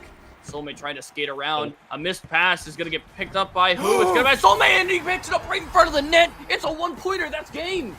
That's game, that's series, that's a 2-0, and it's not Guardians on the right side of history. It's gonna be Frost. Too chill, just letting a loose ball drop in front of the net and slamming it home with Soulmate. Wow, that is a insane ending. They go deep into overtime, at least a couple minutes strong, and I think a lot of teams, a lot of players were expecting French Guardians to be on the better side of this one, but a late term comeback and then a killer just end as we had too many possessions left wide open. What did anything go wrong by your standard? It just seemed like they were just so close and then getting some key takeaways, and it was just clutching up at the very end that really paid off. I don't know, man. It was the first half of that first game. It was all French Guardians, the 3-pointer, the 1-pointer. You know, maybe a little bit of our NA casting rubbed off on the E players for that 1-pointer. Not sure what happened there. Maybe they thought clock is low enough. We can go for the 2 1-pointers, not the 3-pointer. But, you know, it's something else when you see the underdog coming up with a 5-point comeback in game 1. Then we go to overtime game 2. I mean, these were obviously 2 very close games, but go in favor of what I and most players would consider the underdog here in Frost versus the French Guardians with captain, of course, Gord. Very strong players, almost all of them have wins under their belt in, some way or another. So, you know, I don't know. I mean, I did mention, of course, the French Guardians. They started to cluster a little bit on defense, and they started to get a little bit maybe too comfortable on defense, especially when they needed to pressure but that second game, man, it was just so close. I mean, a couple very small mistakes, but otherwise just really solid roller champions. Honestly, that's going to be how it is for the remainder of this one. That was their first match, and that's going to be W's and L's on opposite sides of the board. And on the opposite side of a break, we're going to be finding our third group stage matchup of the day on stream. It won't be with me. It's been awesome being able to see you guys. Hopefully, I get to see you for day 2. But Casual is going to be joining Stealth Ninja, as we'll, in fact, have Sexy Mexicans versus Active Skaters. You don't want to miss it. You don't want to hear that again. We'll see you in just a short break.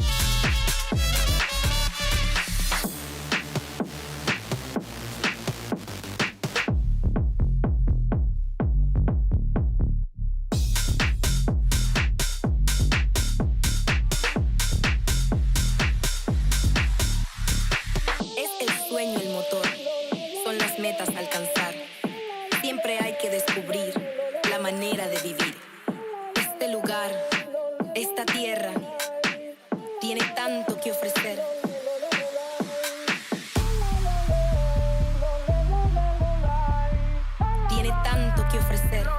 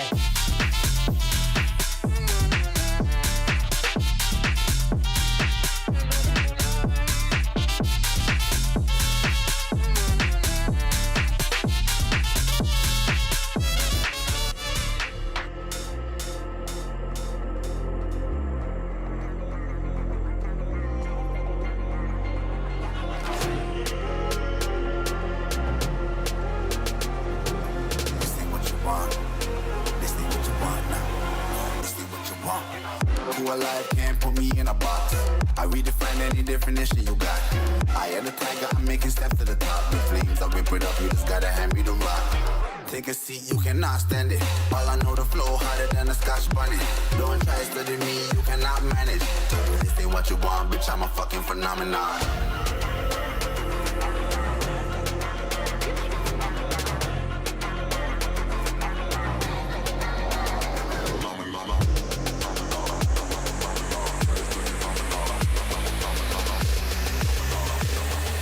This ain't what you want, bitch, I'm a fucking phenomenon.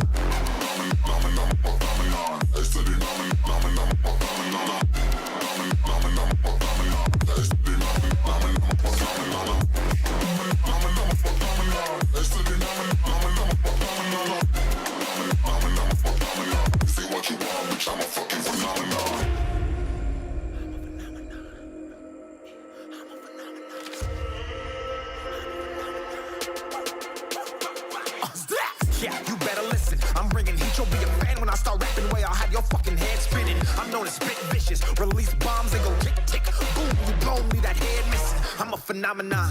Stacking cheese like it's Parmesan. 8 different flows, call me Octomom. I'm moving fast like the Autobahn. And I'm independent, so I'm not your fucking starving like it's Ramadan. Sick, twisted, gifted. Can't copy, printed. Can't hold me down. I shape shift, I'm liquid. I killed this beat, I might get convicted. They know how I move, it was predicted. Persistent, spoke it into existence. So consistent, no assistance. Hear me once, become addicted. If I rap it, then I live it. There's no cap, and I be speaking this. This ain't what you want, bitch, I'm a fucking phenomenon.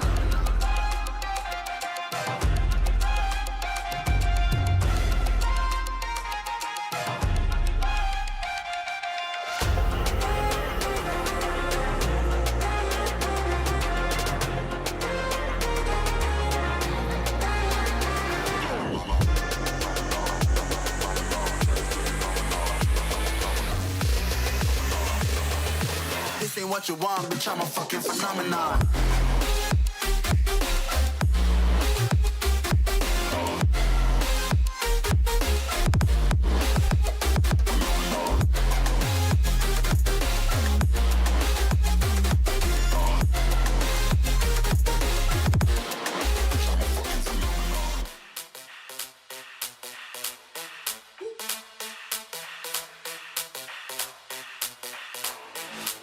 When I see you dancing, I'm like, hola, hola, hola, hola.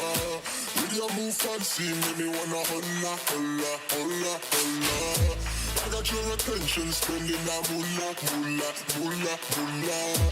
I'm a drop top in pocket, swola, swola, swola, swola.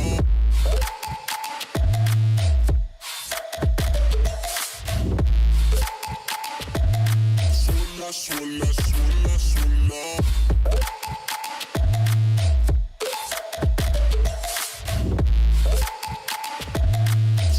Swola, swola, swola.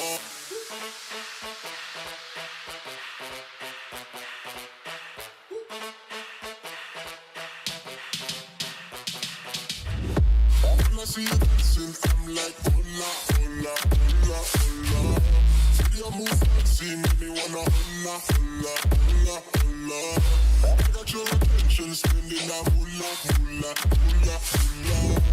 I'm a drop top in pocket, swola, swola, swola, swola.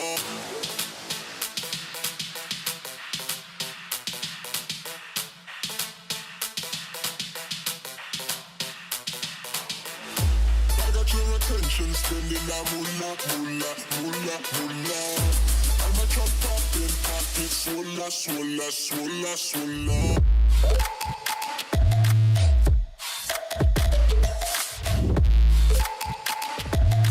Swola, swola, swola, swola.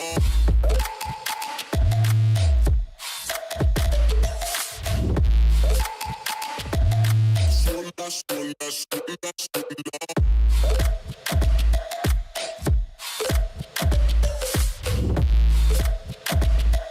Swola, swola, swola, swola.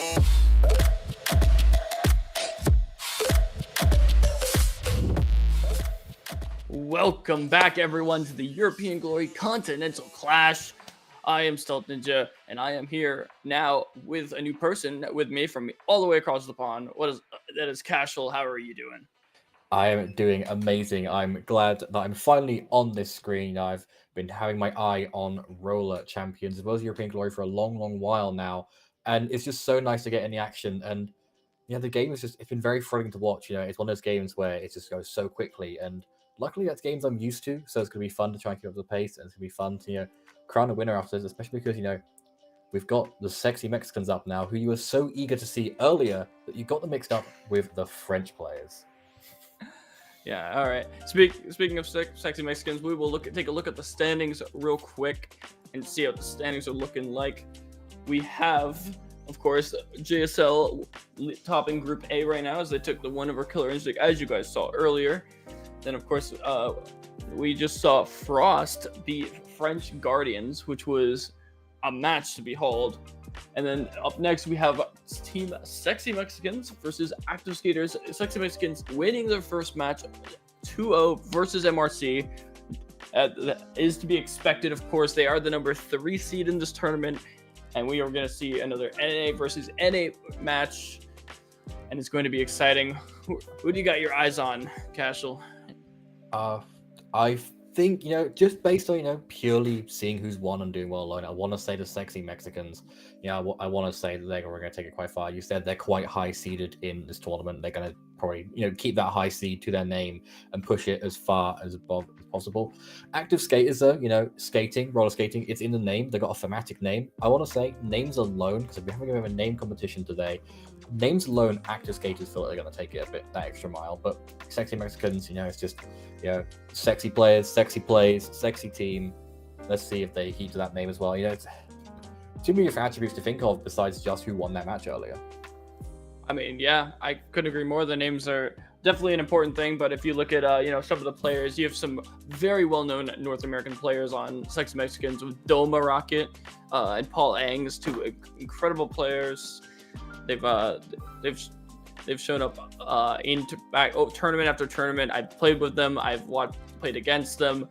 And as a player, I can tell you that Doma has an incredible offensive pressure. You have Paul Langs with one of the best defensive players.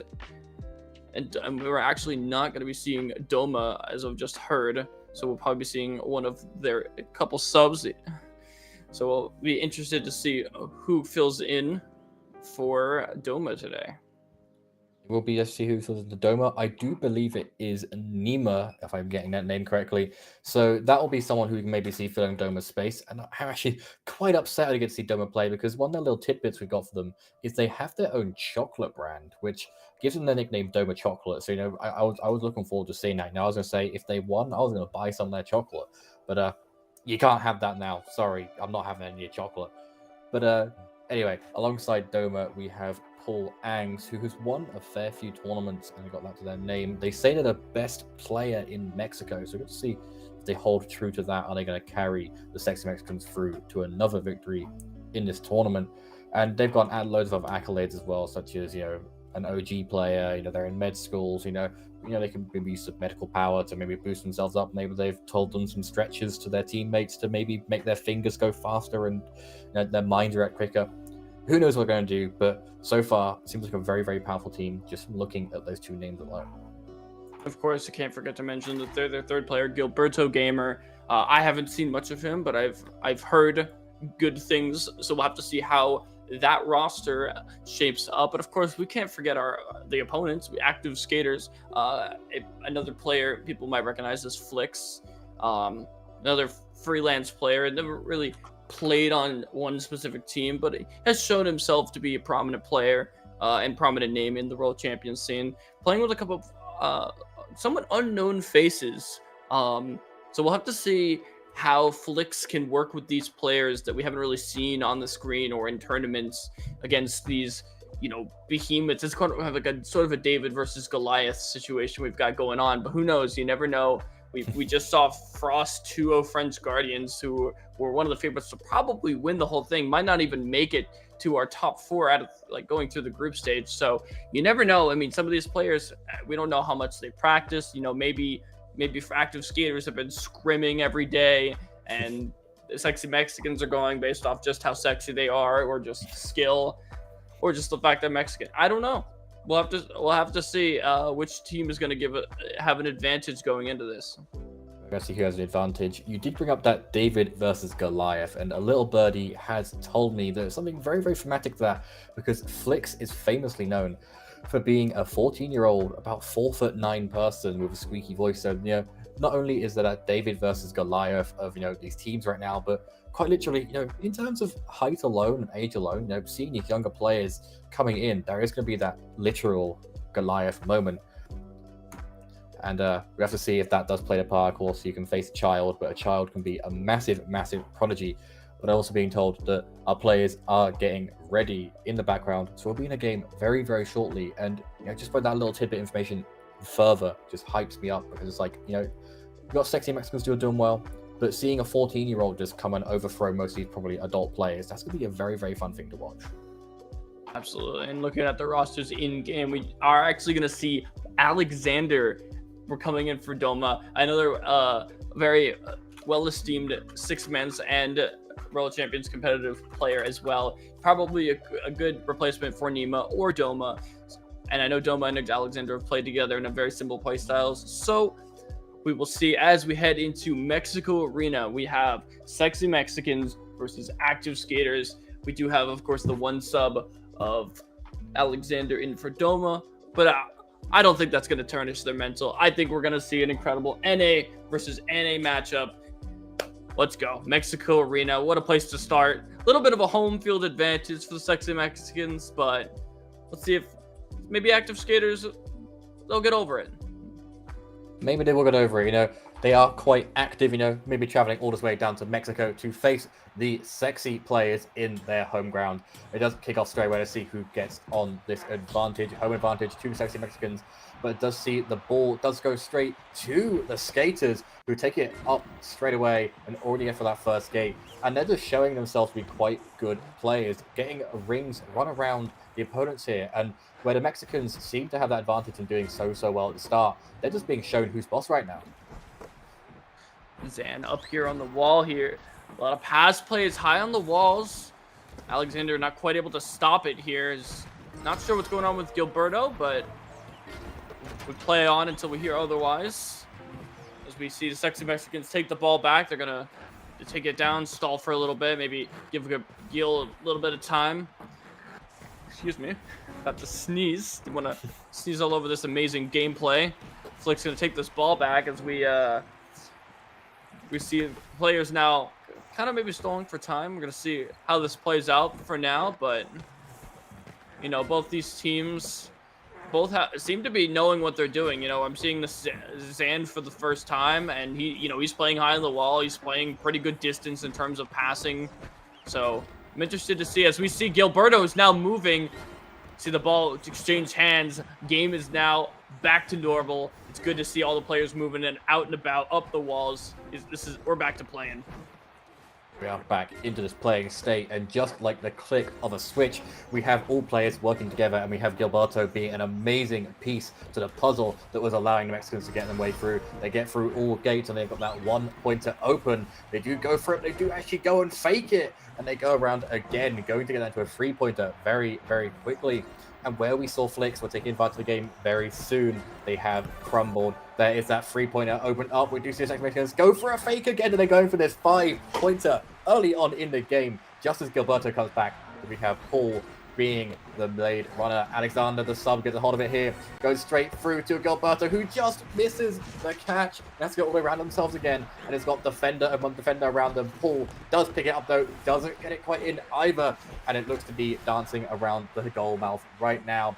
Having to play it quite back, though, because skaters are just being ultra defensive, trying to stop them going in, and this game ending within a few seconds.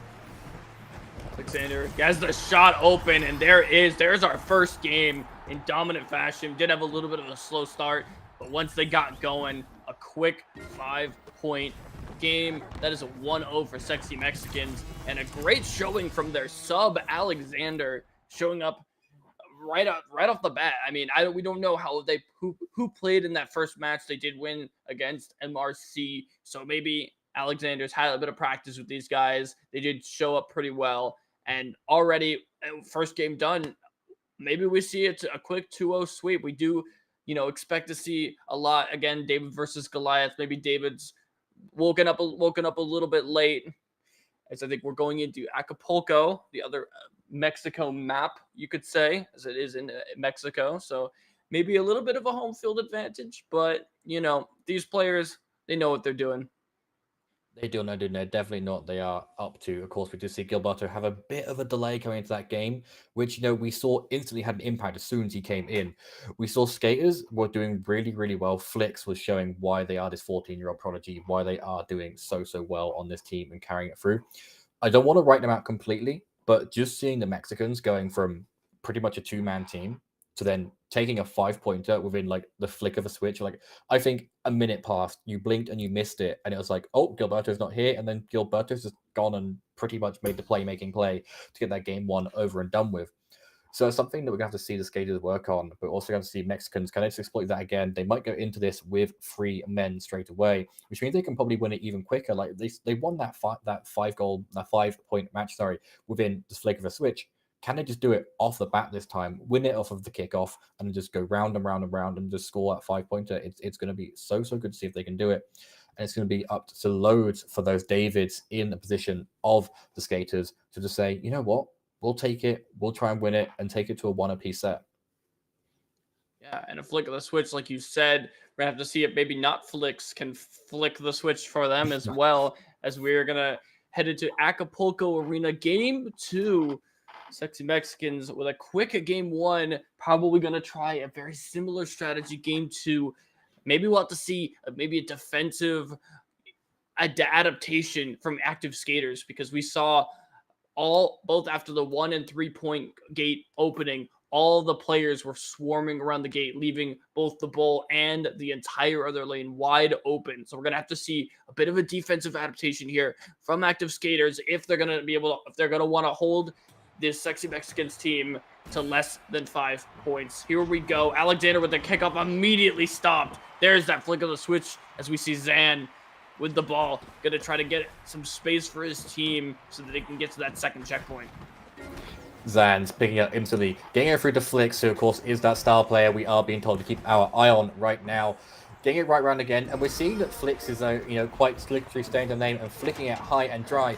Denied at the goal there by Paul, who just goes and plays it right around again. And now we're seeing the situation again where even though the skaters had that upper hand at the start of the game, they lost it as soon as they went for that first shot. Zan's with a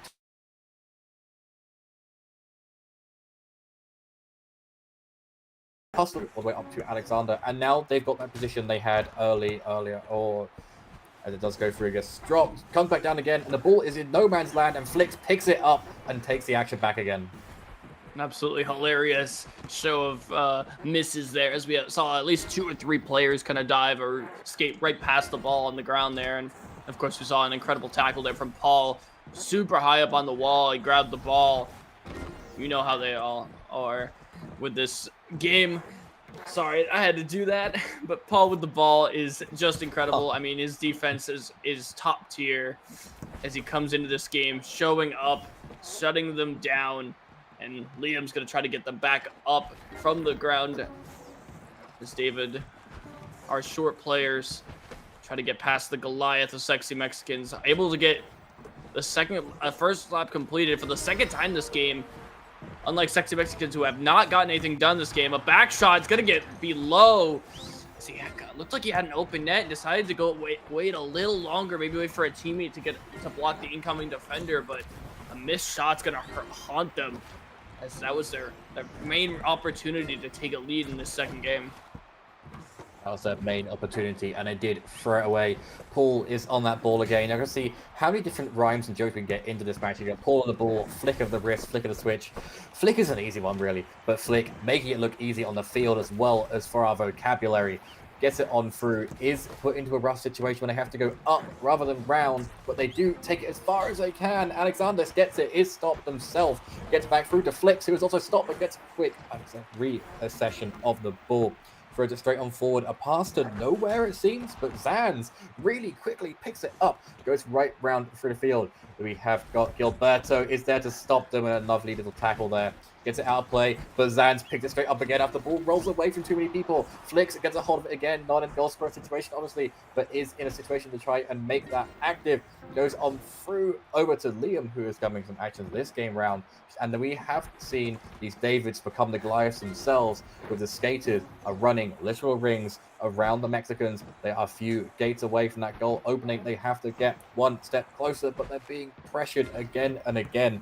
Plays aren't so sexy for the sexy Mexicans this time, and we are seeing the skaters being as active as they possibly can. Yeah, what a crazy intercept there from Gilberto as well. The missed pass goes wild, but before it can even bounce, it is yoinked mid-air by Gilberto. And you can see the difference, not just in the offense from active skaters, but the defensive adaptation as well from the sexy Mexicans, where, you know, these active skaters, they were playing above the net whenever they wanted to get the first gate, and twice now we have seen incredible high wall tackles above that goal post when the active skaters were trying to play around it. It is usually a very sought after area to control, and sexy Mexican is doing a really good job at controlling it.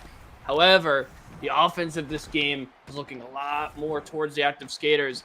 When you've got an offense versus defense sort of game, that 1 point that they missed earlier starting to haunt them a little bit more as they try to get somewhere, but Gilberto is going to stop them right there. I mean, we're going to have to see active skaters get the ball again and get that another lap. I mean, sexy Mexicans haven't really gotten offense going, but their defense has kept this game 0-0, 2.5 minutes left.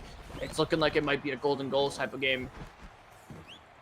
It looks like it might be coming to that. We're still on that 2-minute mark, and if I know anything about these sports games, it is that anything can happen in those last few minutes. The first lap is complete, though, by the sexy Mexicans. They can keep a hold on this ball, maybe go for one and play defensive, maybe go for a three-pointer and play super casually, but if they feel they can get as far as they can, which they have done before, Paul gets it just shy of the post and goes through into the hands of the active skaters, who then gets it further. And now we're back to a situation where it is a complete 0-0, no gates, no goals, no nothing.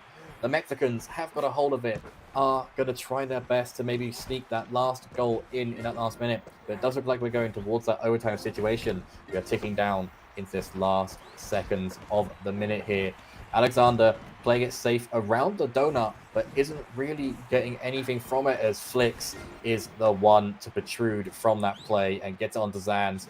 And now it is just a bloodbath, because they both want to score that one-pointer to seal the deal before it ticks over to that overtime. But they both are playing that combination of defense and offense that is really beneficial. It's going to be a rough run, Ninja. It's going to be rough to see who gets it. Yeah, and a very rough showing there, as we saw a very scrappy offensive play coming up from active skaters as they lost the ball, they picked it up, and then they tried a mechanic play and it worked at first, and then they failed and they were barely able to pick it up, only to finally lose it again. But even when they're getting the ball, they're not really making a lot of offensive progress. Speak of the devil, Paul, with the ball again, stopping them in before they can even get to that second checkpoint. It is just a matter of whether the sexy Mexicans can get their offense together and get something going, or if the active skaters are going to be able to read the sexy Mexicans defense and get that ball back. We have a 1-point opportunity with 35 seconds. They may be looking at that net. They're starting to play slow. You can see Alexander not immediately pushing, not immediately trying to go for that pass above the net. I think they're going to try to stall until the last second, try to bait out some of the defenders, get an easy 1-pointer. Only have a little bit of time left on the clock to put as much pressure on active skaters as possible. Alexander with the ball. Hey, Jesus, shut off the thing. It's blocked by Liam. An absolute just, oh my God. I didn't think he was going for it. He set up for it. I saw the hit off the ceiling. I'm like, what is he doing? He grabs it midair. He's on course to hit the net. Stopped by Liam. Active skaters are really showing up this game. They just got to somehow get past the sexy Mexicans defense. Liam gets the second checkpoint, the third checkpoint, the fourth checkpoint, the wide open net. It goes right past. Nobody's there to pick it up. Gilberto's going to pick it up. What a mistake. That was a wide open net. That is 2 open nets opportunities that they've missed. Active skaters kicking themselves, but they got to keep playing because they are in a position to potentially tie this series up 1-1. They're in position, they can do it, and they are coming oh so close every time. Zan's has had a try, Liam's had a try, and we have seen Flix having a try as well. Liam, of course, being the savior to put them into this infinite overtime to make sure that they have a smidge of a chance of winning. It does look to be, though, that Flix is controlling it, is taking it quite far. It does rattle between multiple players, but Alexander is the one to pick it up, just throws it in a hope. And we're now into this stage where players are throwing it here, there, and everywhere. Flix, though, gets a hold of that lost ball and is able to take it around the ring once. Loses it on that first time. We do see Paul picks it up, but everyone is battling for it in this section. Paul goes through, gets taken back by Flix. It's a back and forth. It's a game of ping pong right now rather than a game of roller champions. But Flix breaks that deadlock and goes high and dry like they've been enjoying. And can this be the catalyst to an amazing play? It goes over the head of everyone, and then Alexander picks it up. So it's going to be a long one for this overtime as well, because they both know how much this point means to them. Could it be a win for the Mexicans, or will it be that surviving, saving grace for the skaters? It truly is a game of ping pong, back and forth. Alexander struggling to hold on to the ball here, barely escapes with Paul, immediately tackled. It is just a bout just to hold on to the ball for more than 5 seconds. So we've seen both teams kind of had a couple laps completed on their own. No scores yet. 0-0. We are approaching we're over 3 minutes into this overtime. As we see Zan's taking his time. He's got that first checkpoint. They got the space here. Sexy Mexicans guarding the second checkpoint. Flick's able to get through all three of them. He doesn't have a pass open. He finally gets it off, but it's too late and maybe too early. But it goes either way. It goes flying past. It's picked up by Sexy Mexicans. And in active skaters, it seems like they're almost panicking. I mean, the defensive Sexy Mexicans, they've got to be pressured too. You just got to take your time. You got to play your space. If you're running out of space, back up. Maybe take some time. Let your teammates get into a better position. As we see Alexander now with an opportunity to get it to Gilbert in an open lane. Are they going to be able to get it past? They are, with this fourth gate now collected. The gate is open. The goal is ready to be scored upon. Paul Ings looking to try to get this to Gilbert. Gilbert up the wall. He's there. He's ready. The Jesus shot is missed. No one's there to recover it. And it's going to get picked up by Flix. Now an opportunity for them. Gain some. He's going to immediately grab that space. He's got Liam in the bowl. Gilbert's on the prowl.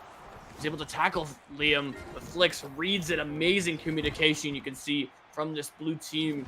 This is not a team to be messed with. They may have lost the first game 5-0, but we are now deep into game 2 overtime, scoreless game, as it's immediately grabbed by Alex. And I'm almost getting as tired as the players. They must be exhausted. I will take over to save your weary little voice a little bit more. Flix is the one who picks it up there and gives some time to shine, but Gilbert gets on it with an amazing run forward. Blue players either side of them, but just as many orange on either side as well. The Sexy Mexicans get it through to Alexander, who then plays it back after demoing going forward and is amazingly getting the opportunity. Pardon me, but Lois is getting to me as well. But it seems to be that Alexander pulls it on forward, has players either side. The gate is nearly unlocked. You're one little passage away from doing it. Will they get all that way through? There's just too many blue players. There it is, and the goal is open. Lap 1 is complete. That's all you need in this overtime situation. Just scored a goal, but Flix is there to pick it up. Flix takes them through, around the side of the court, goes up as far as they can. Like, this is the thing about these circular maps in this game. You cannot go anywhere but around, and that just adds so many different dimensions to what you can do. You have to go up. If you go up, someone can go down and meet you at the bottom. If not, you can go down, they can go up. Yeah, wherever you go, someone can stop you. And it does seem that Gilberto is the one to stop the flow of play here, being that saving grace from that first game when they came out from that disconnect. It's going round and round and round. No players ahead of them. The Blues have a chance to catch up. We see Alexander get it from an amazing pass in the sky. Goes round and is being chased by the skaters, having no opportunity, but goes through again, gets through that gate, and it is open. They have to just go for that shot. We do see, though, there is an lovely combination of Liam and Zans there, getting it through. Denied again and denied again and again and again. As Zans gets a hold of it, it's just this rinse and repeat now and we're nearly going into what we've been way into this overtime, and it looks like it could be anyone's game. They're getting so close, the Mexicans are, and I think it might go to them. If not, it's going to be a last-minute win from the amazing skill coming out of the skaters. I mean, just absolute panic coming out from both of these teams on offense. Like, you could see that both times that both teams have had at a 1-point opportunity, it seems like it's been almost an empty net, but you could see the greed coming out of trying to get a pass play past this 4th checkpoint from Sexy Mexicans as they try to yeet it past with a slingshot. Does not quite work out, and now they're going to try to get a pass, but Gilberto's too far. They're doing the same thing over and over again. They're able to get a pass this time, go for the Jesus shot. Once again, failed. They're trying to do something crazy here instead of just taking the win. It's a blocked net. Another missed opportunity. We've now played an entire game in overtime at this point, as these teams just, I don't know what they're doing at this point. We failed 3 Jesus attempts. We've failed so many free 1-point attempts from both teams. It's a scramble to just try to see who can get it. I mean, it should just be Sexy Mexicans finishing this. They really just need to get their 1 point on the board, but Zans has something to say about that. Zans has got everything to say about that and has been a star player in his competition so far. The entire team on the side of the skaters have been a really, really good, because they've just been keeping this possessive play going so far.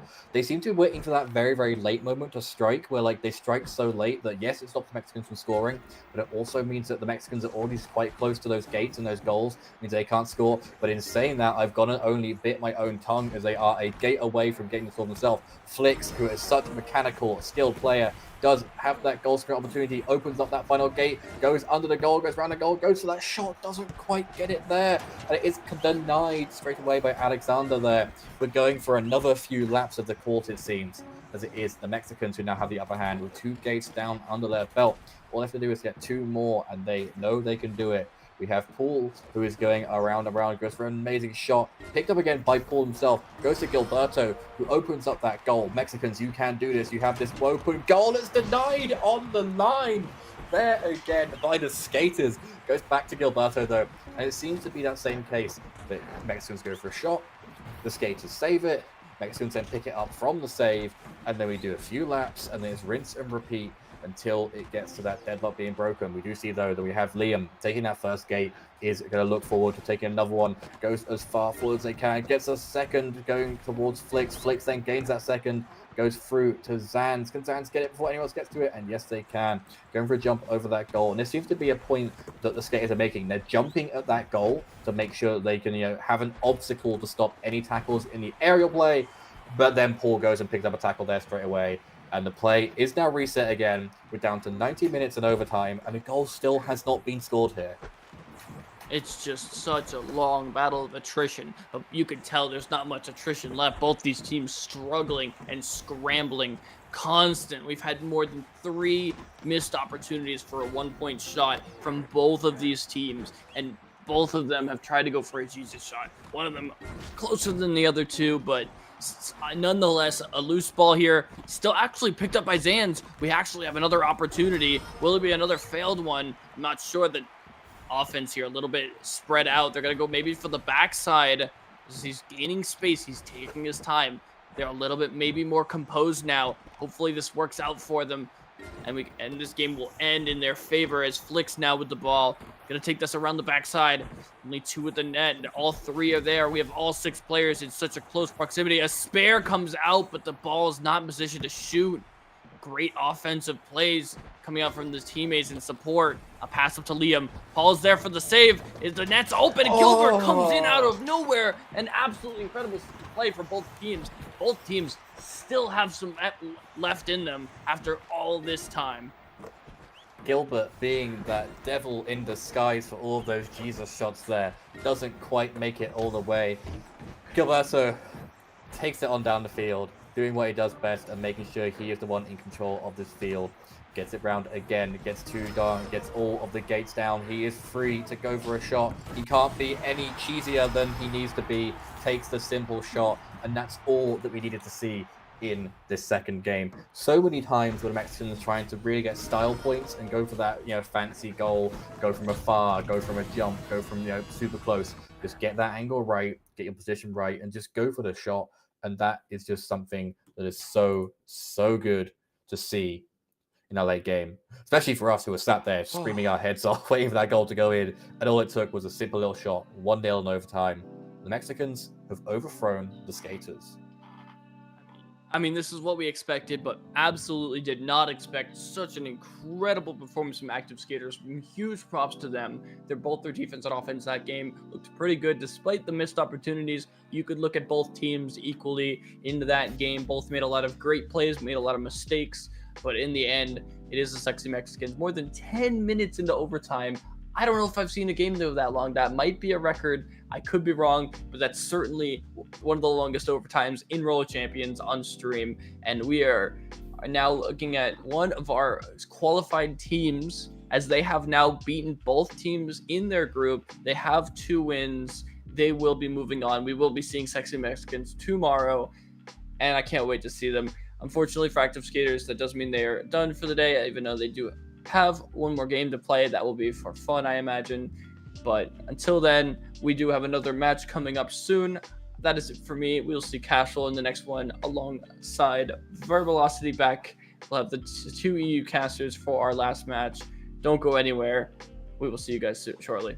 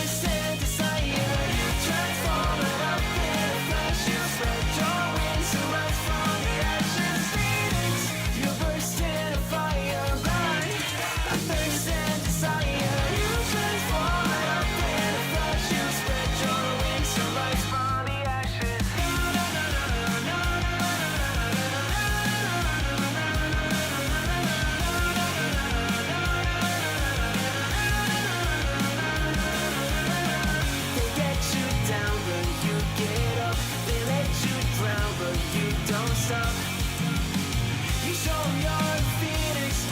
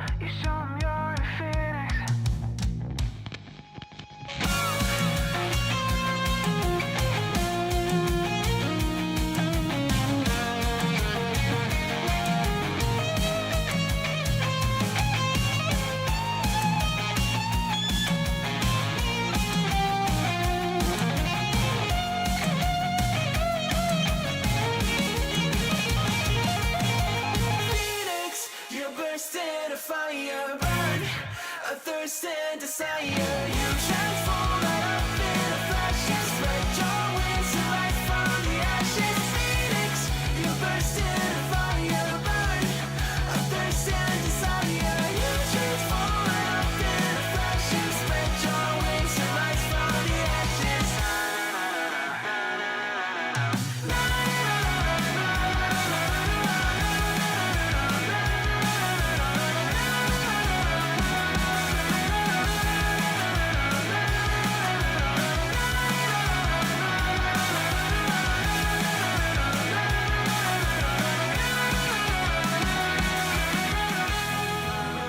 Counting down the days to get out.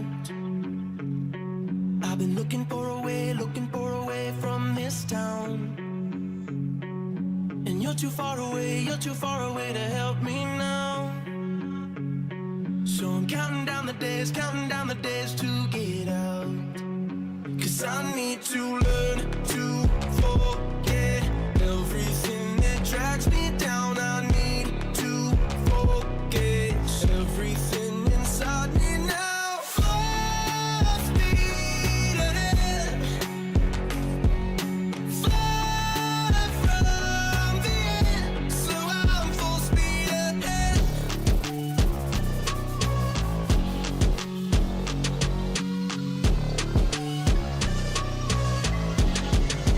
Full speed ahead.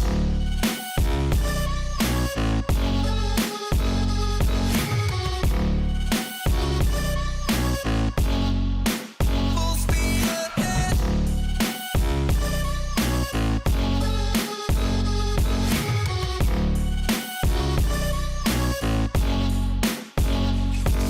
I've been staring at the sun in my eyes.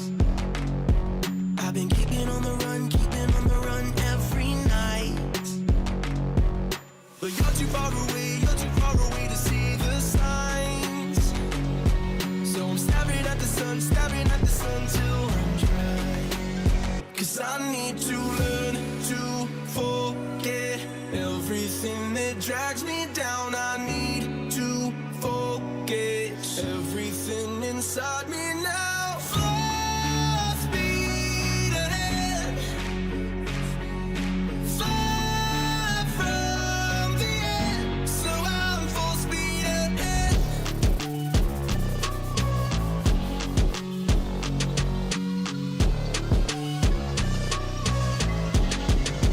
Full speed ahead.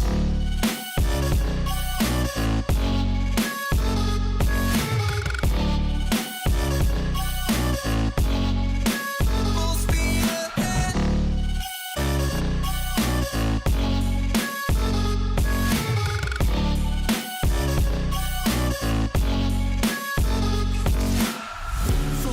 Full speed now. Full speed, got the pedal down. Full speed now. Yeah, yeah, yeah, yeah. Full speed now. Full speed, got the pedal down. Full speed now. Yeah, yeah, yeah, yeah. Put it all behind. Put it all behind. Put it all behind. Put it all behind. Put it all behind. Put it all behind. Put it all behind. Put it all behind. Put it all behind. Put it all behind.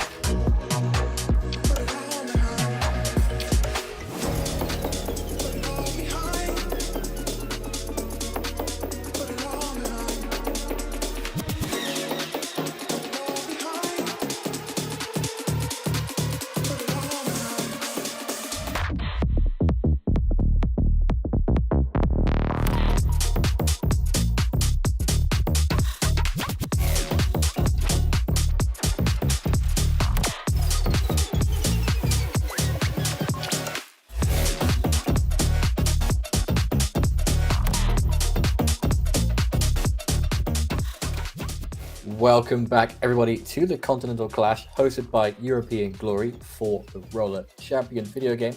I am Casherboy, joined here by Verbalocity, and we're here to bring you some action from another very ethnic match scene. We've had Mexicans, we've had the French. So we're going back to France today with a very tasty pastry treat with the croissants versus some dogs. So we've got who do you think would win out of a dog and a croissant? I could see a dog eating a croissant, but I could also see like a croissant beating a dog somehow. I don't know. I mean, I can tell you who is winning right now, Cash. Everyone, because we finally kicked the Yanks off the bloody casting desk. Yay! It's us, the Europeans. We're actually here. Well, I mean, English, Brexit, blah, blah, blah. You get the point. But we, personally, for this final match, we are going to be having a little gander at Snazzy Dogs versus Les Croissants. I'm sorry, I'm English. I have a patriotic duty to butcher French names. No, I'm not sorry. But I believe we'll have a little gander at the standings at some point. I did ask for that because I was a little curious. Hey, there we are. Thank you, production. You're awesome. So, for those of you coming in maybe late and wondering what's going on, Group A, B, C, and D are all playing right now. We've seen one game from each group basically on stream, but the rest have been played off. And there's a couple expected here from people I've been asking here. Cash, I like JSL making it through and a good end of things. Team Sexy Mexicans I saw mention as well. Nothing like, pants on head like, whoa, kind of results immediately. It's been fairly, not humdrum, but, ship is going as she goes. Yeah, the ships have really sailed and they've really got to their destination, really. The Actors Skaters, that's the Sexy Mexicans. That's one which I thought would go quite easily to the Mexicans, given they were third seed.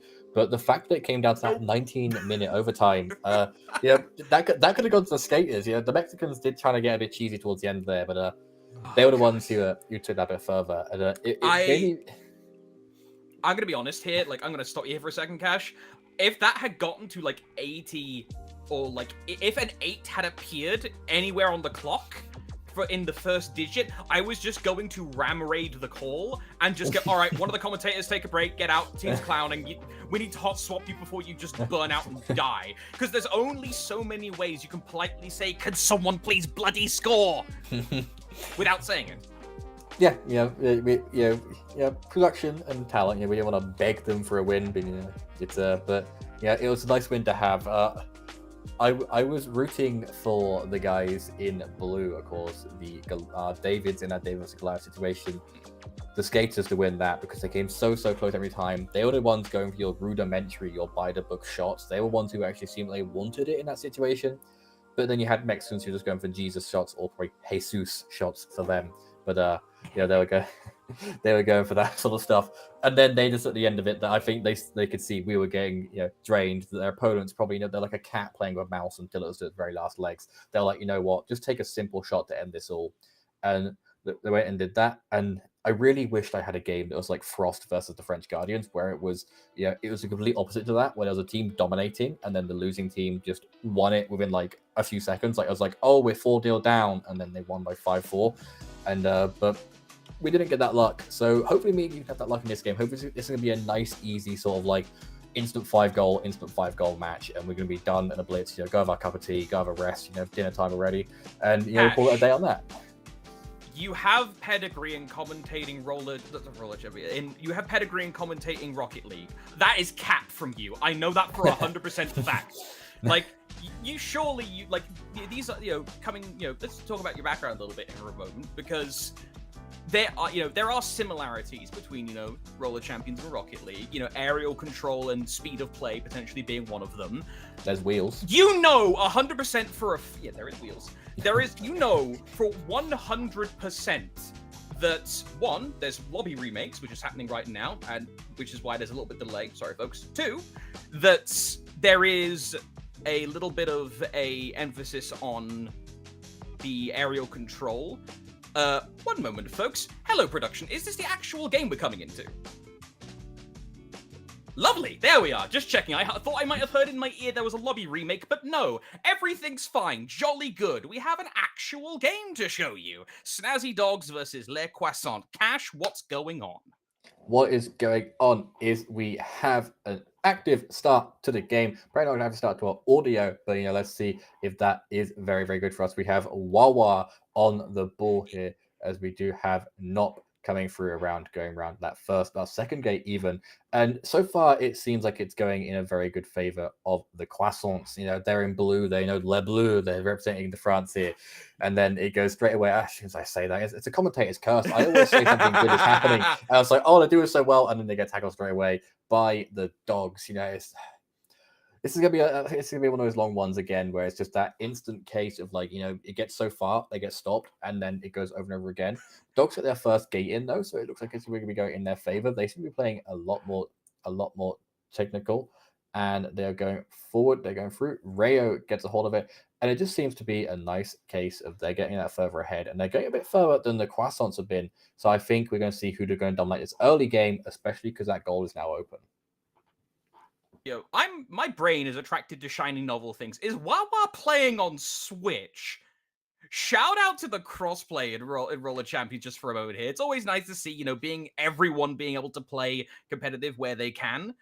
Although it looks like we might be seeing a little bit of cross-rink passing from Rayo, trying to set up for a high pass to Secret. No, goes for a long bomb. But notice, Urchikoria is not in a place to receive the ball. He was around the hump. So there was no line of sight to go for a pass unless you wanted to get incredibly brave with a bounce pass. So ball gets taken, reset, and instead we're going to have to see a little bit of reliance on some manual slingshot play by Snazzy Dogs to get anywhere close to a 1-point threat. They are going to have to go for a lot of stuff to get very, very close, and they could maybe go ahead and do it. I've seen from this back and forth play, I've seen from both teams that it could go well. We do see though that our lovely, lovely French little guys there are getting a hold of the ball, and Wawa. I'm going to keep my eye on Wawa because I caught my guard when I saw it on the start there. I was like, that is definitely a Switch controller, but I don't know if that's maybe that's just a graphic you can put on your account. Pass with nunchucks. Play on the Wii. It's like on Mario Kart. It's like I'm playing with tilt controls. Yeah. What are the controls called on Switch? I thought it was still nunchucks. They're Joy-Cons. Joy-Cons. My apologies. I'm off brand. Whoops. Urchikoria, being on brand though, with an excellent repossession, gets the ball back to Rayo, and once again, the Snazzy Dogs with some snazzy possession. I take that back. Les Croissants cook up something even more delicious, and that's a clean ball strip to some fast play down the straight. First gate activated. No pen steals. Self-pass in the air. No, he was buying more speed by releasing the ball and doing an air tackle, I believe. Someone correct me in the chat if I'm wrong on that little bit of tech. However, Snazzy Dogs correct the entire course of the match here, as it looks like we're back to a stalemate, Cash. It is that stalemate again, but it's always going to have these stalemates at this side of overtime that is later on. What is this defense? Oh, the defense does get a pretty good play. Nop has got the ball there, does get through to I'm Alex, who then goes all the way down.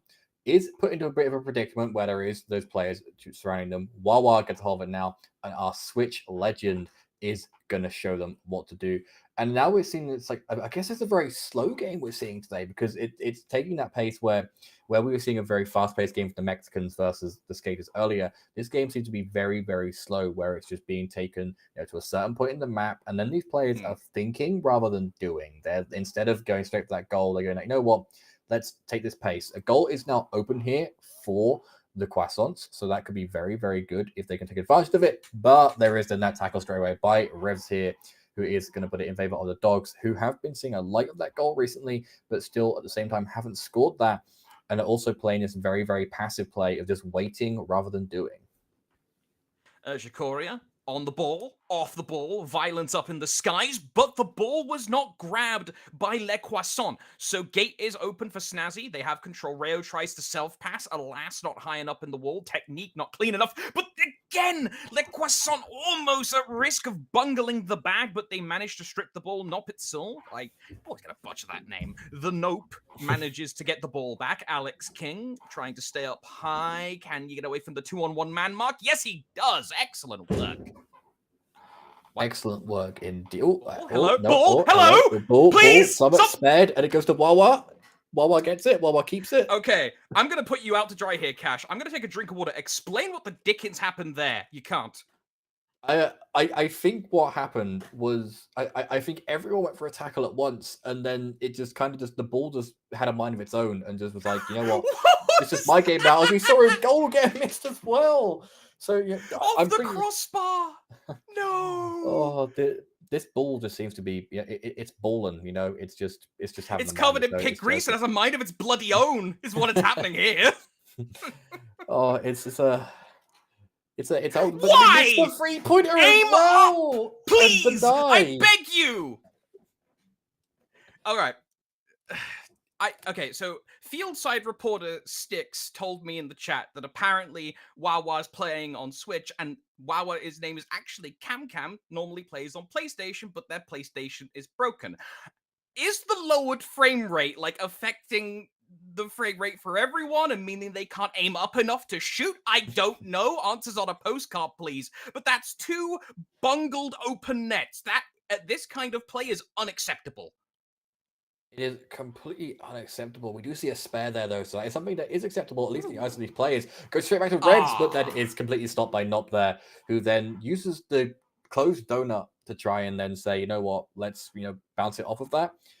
This could be a case of this lowered frame rate. I don't know if the Switch should impact that too much. I don't want to, that just sounds like, maybe that's a bit of copium the players might be running off of it to say, like, you know what, lowered frame rate playing on a Switch. But we do see, though, that these players are... Or I'm coping to sound smart. Option select, either or. Yeah, either or. Maybe us as casters, we're just trying to cope to make ourselves sound smart. But we are at 30 seconds left here, and I do think we jinxed it quite early on because we're in game 1 and we're still very, very close to that overtime. The goal has opened, though. We could see the Dogs go for it, but it is stopped mid-air there, and then it is denied straight away by Wawa.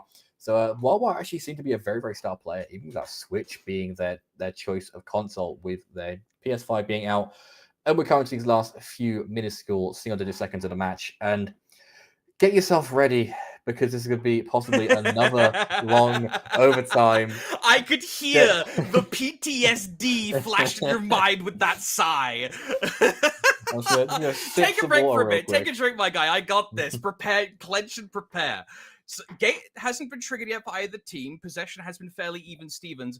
I've got to say, one conducive factor to these, both teams not being able to score, both in last game and also in this game, outside of the weird stuff. Oh, let's go! Chikoria gets the goal, 1-0 in the set to the Snazzy Dogs. But to finish my point, one of the reasons why we saw this game go to overtime before we just saw the goal was both teams having a very, very proactive defense.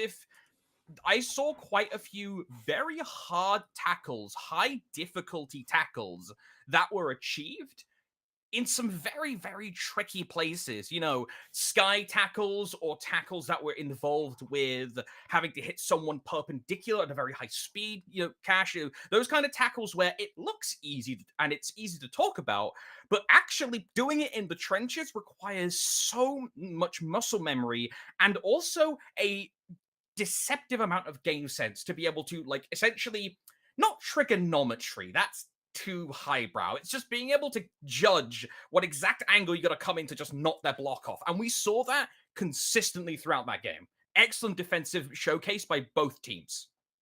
They were playing very, very defensively, and that is something that is a very, very big parallel to what we've seen all throughout the rest of today. Both these teams kind of know, they're last on the stream schedule, so they're like, okay, both of us, one of us has to win to kind of go through to that next stage. You got, your heart is pumping, the adrenaline's going, it's like, you know what? If I score this goal, I put my team one step closer to getting that win, getting us through to the next stage. We did see Snazzy Dogs take that. They did go very, very reactively rather than proactively towards the end of that game. And luckily we had only a few minutes, maybe a few seconds of overtime there. I thought I was in for a long one after how that game went. But it's nice to see these players are mixing things up and they're trying to take their time to play. And I think both these teams fairly similar in seeding. I think they're 4th to 8th seed, so they're they're the parallel in seeding.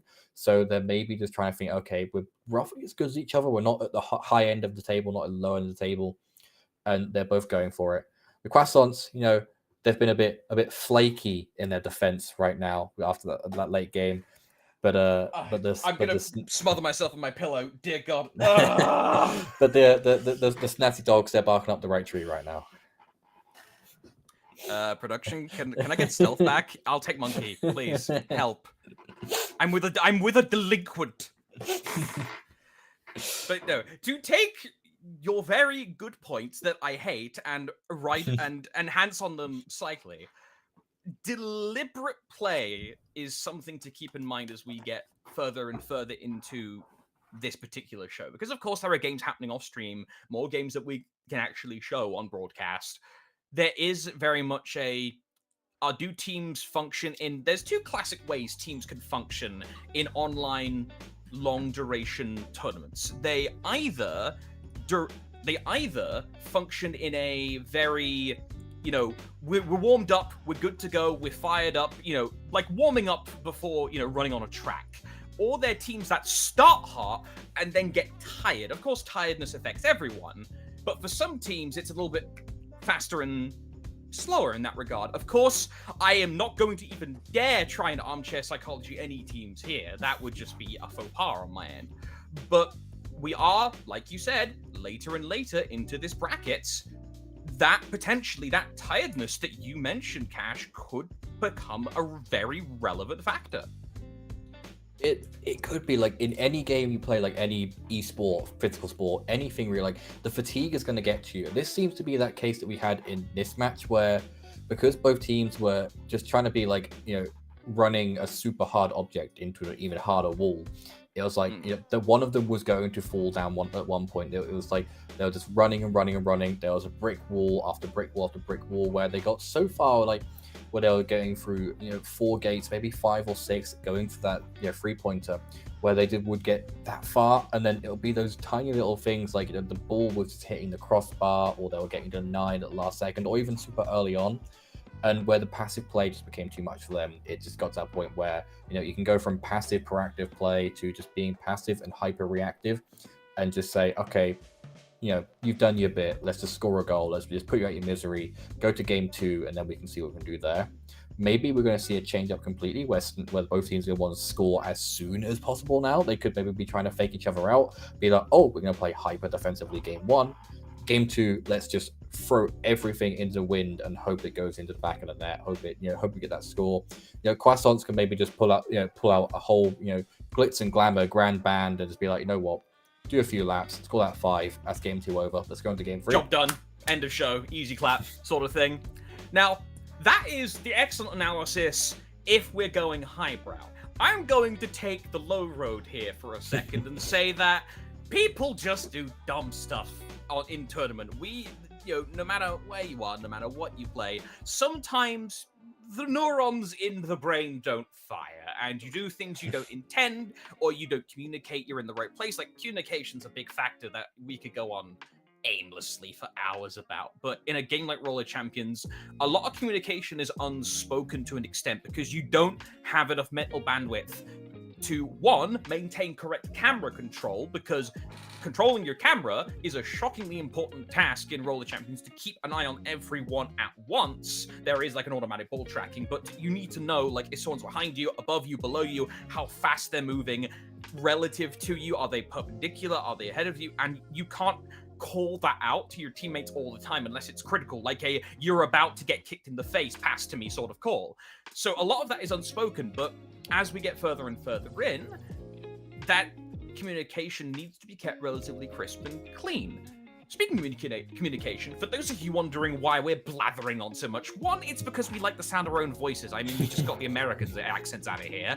And two, it's because the lobby disintegrated into fine ash, so we're having to actually restart it. So it'll be up soon-ish, we hope. Please, you know, pray for us and get the dustpan and brush out if entirely possible. I do see a few people are coming in. So, while we're waiting on that, I've got to ask, Cash, as, from what I understand, the relative newcomer to the scene, what has your opinion been so far of watching the game? Are you enjoying it? Are there moments you don't like? Like, I actually just kind of want to hear your legitimate opinion here, just out of pure curiosity more than anything. I'm really enjoying the game. Like, I played this game back when it first ever came out, like back when we first got wind of it and you could have access to it. I didn't really touch it again. Because I'm one of those people who like pick up a beta or a demo for a game, thinking, oh, that's quite cool, and then I'll look into it. I was kind of okay at it back then, and I jumped onto it a few days ago to kind of get back up to scratch of the game. It was abysmal, but I love the gameplay. Like I just love the idea that like coming from a background of Rocket League and I don't know if you know it, but that dodgeball game that EA made, like I know knockout something. I know what you're talking about. Knockout City, yeah. And it just feels like if Rocket League met that, that's what it feels like. Two games that I've like had a lot of like connection with. It's like the sports fast octane action of going round and round and round trying to score a goal, alongside that fact of you can be physical, you can take players out of the game just by being defensive, you can score quite easily. It's been fun. I do enjoy games where it can be over in 5 seconds or over in like 5 hours, and this is one of those games that perfectly captures that. And then talking of that, we are going straight into this game. Hopefully this isn't that 5 hours that I mentioned. I don't want to jinx it. I don't think we can go to 5 hours, but let's see what goes through. Don't put that in the universe. You will manifest it. You know better than this, Cash. I know a lot better. Than this. And let's hope that the spirituality of this Zen temple doesn't cause that to come to fruition, as we have got that sort of connection, I guess, between the players happening straight again, where it's you got the ball, they kind of dabble with it a little bit, and then it just kind of goes straight to the opposing team here. We are though seeing though that we have got the Croissants taking it quite far, but Rayo is the one to go ahead and change that pace there. And we are seeing that these changes of possession are happening a lot sooner than they were in the past match, where it was either someone gets the ball, it's gone instantly, or someone gets the ball and you have it for about a minute or so and then it's passed away. It seems to be, someone's having a few minutes or a flash of a second. So it's just something nice to see that both teams are adapting to that and being more reactive this time round. Not completely, but there is some reaction to their play going forward.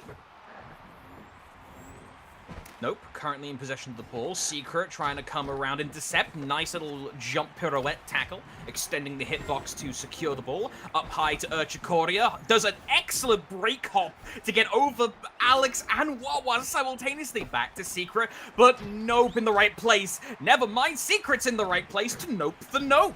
Ball control goes back to Snazzy. Gate 1 activated. Gate 2 open to Rayo. Up high. 2-man mark. He's going to need help quickly, but it's not there in time. Not there in time, and it is stopping an amazing flow. Does go back, though, to the Dogs here, who are riding on that high of earlier when they won that game. And they are seeming to do very, very well. They are getting the most gates out every game right now. That first goal, has opened, but they are going to go for that 3-pointer. They are halfway through a 3-pointer stage. Now they are 3/4. They are ever so close, and they can quite easily clear up this game quite quickly. Gets that second set of gates, goes for the third one, plays it safe, and goes to that 3-goal point there, as we see Rayo gets the first set of points here. And this is going to be very, very quick of a game, because yes, we can see the Croissants take in a 5-point later in this game, or they can try and match that as quick as possible. But now we have that 3-point cushion, we can quite easily see the Dogs here just saying, you know what, let's get those 2-pointers. They've got to score one more 3-pointer and they've won the game. They can do it comfortably. They've done it before, they can do it now. And this is the reaction I'd like to see as they start the game straight away with their own possession again. That was probably one of the calmer goals I've seen this entire broadcast. Like, Cash, and if there was anything I may have missed in the last set or two that you've done, was there a calmer goal than Rayo literally doing the I walk up slowly and down smash, but it's Roller Champions? I've seen a few goals, but that seemed like the closest one where it's just, I have the ball, I'm going to shoot. All of them seem to come from passing play and stuff like that. That was the first one. Kind of thing. Yeah. Every goal had that razzle-dazzle to it, that team play to it.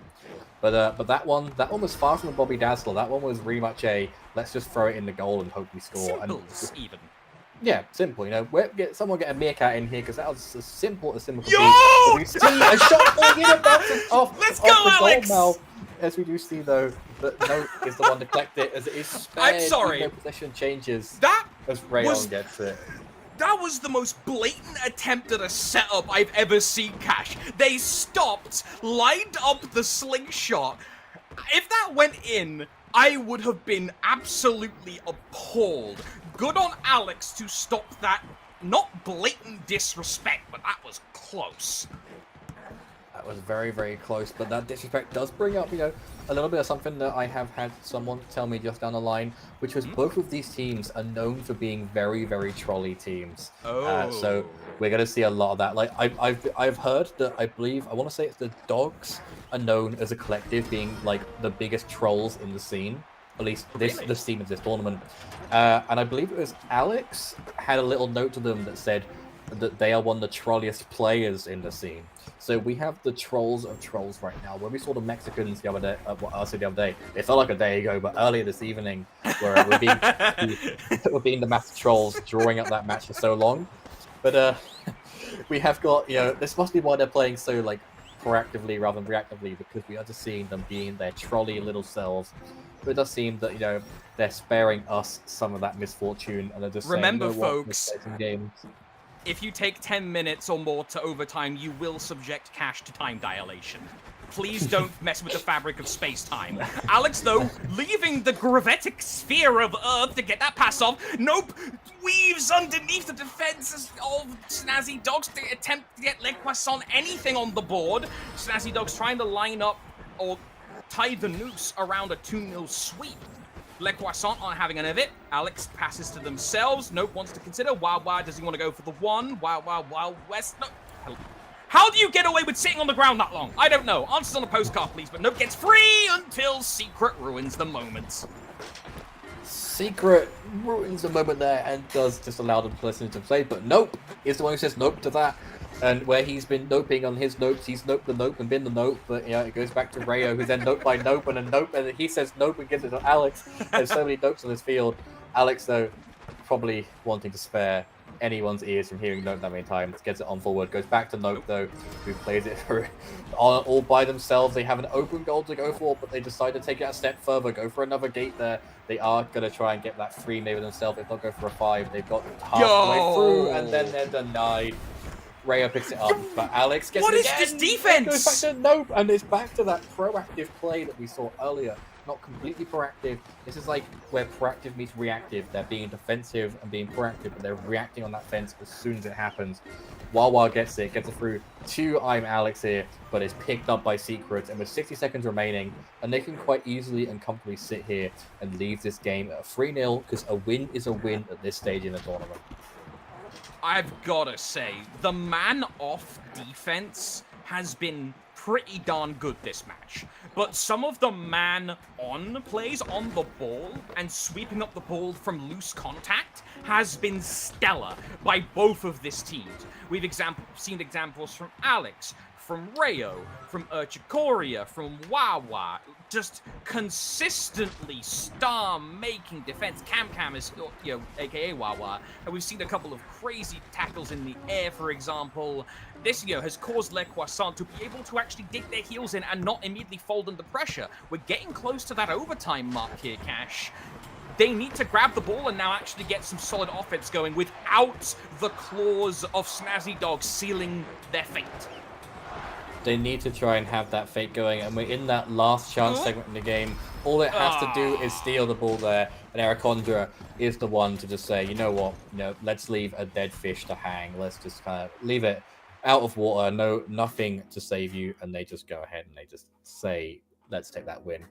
A 3-0 win that time, rather than a long and overdone 1-0 win, but still, as I said earlier, a win is a win, and that is something that you need to have in these games. And unfortunately, especially this late into the tournament, this late into the stream, that is not a loss you want to take for the Croissants. But, we see the Dogs do win it. So our little analogy there, if like a dog can eat a croissant, but what can a croissant do to a dog? Like, it just kind of shows they were eating up there. They were taken. You're going to make me hungry. Stop it. For the dog or for the croissant? All right, one moment, please, while I talk with the Elder Gods. Production. What are we going to be looking at? Who's playing off stream, or are we looking at final standings? All right, I'm told the graphics are currently being produced for the final standings. So while those are currently being put through the printer, final result of that match. TBH, I was expecting a little bit more of a offensive pull from Les Croissants. It's the players there I'm decently used to for the most part, especially Alex King. I know you mentioned your good sources that they are known for being absolute trolls, but there was just something about their ability to get to actually. Keep stealing this term from a guy called F. Wonderful commentator, but for a good reason, called the stuff after the stuff. They weren't able to capitalize on a win, that being either stripping the ball, grabbing the ball after it's fumbled, or just a very good pass, and then get momentum going. Did you feel at all, Cash, like I felt that there was moments where no matter what they tried, Les Croissants just kind of went, bleh, and they could never actually get anything going? It was Snazzy Dogs just entirely had momentum. Yeah, it did feel like that. It felt like when you were throwing two of these very troll-based teams at each other, that they were kind of clashing their heads. And I think the Croissants, where they were relying on this one player who's known to be a troll, whereas the Snazzy Dogs were the ones who are known to be a purely free-man troll group.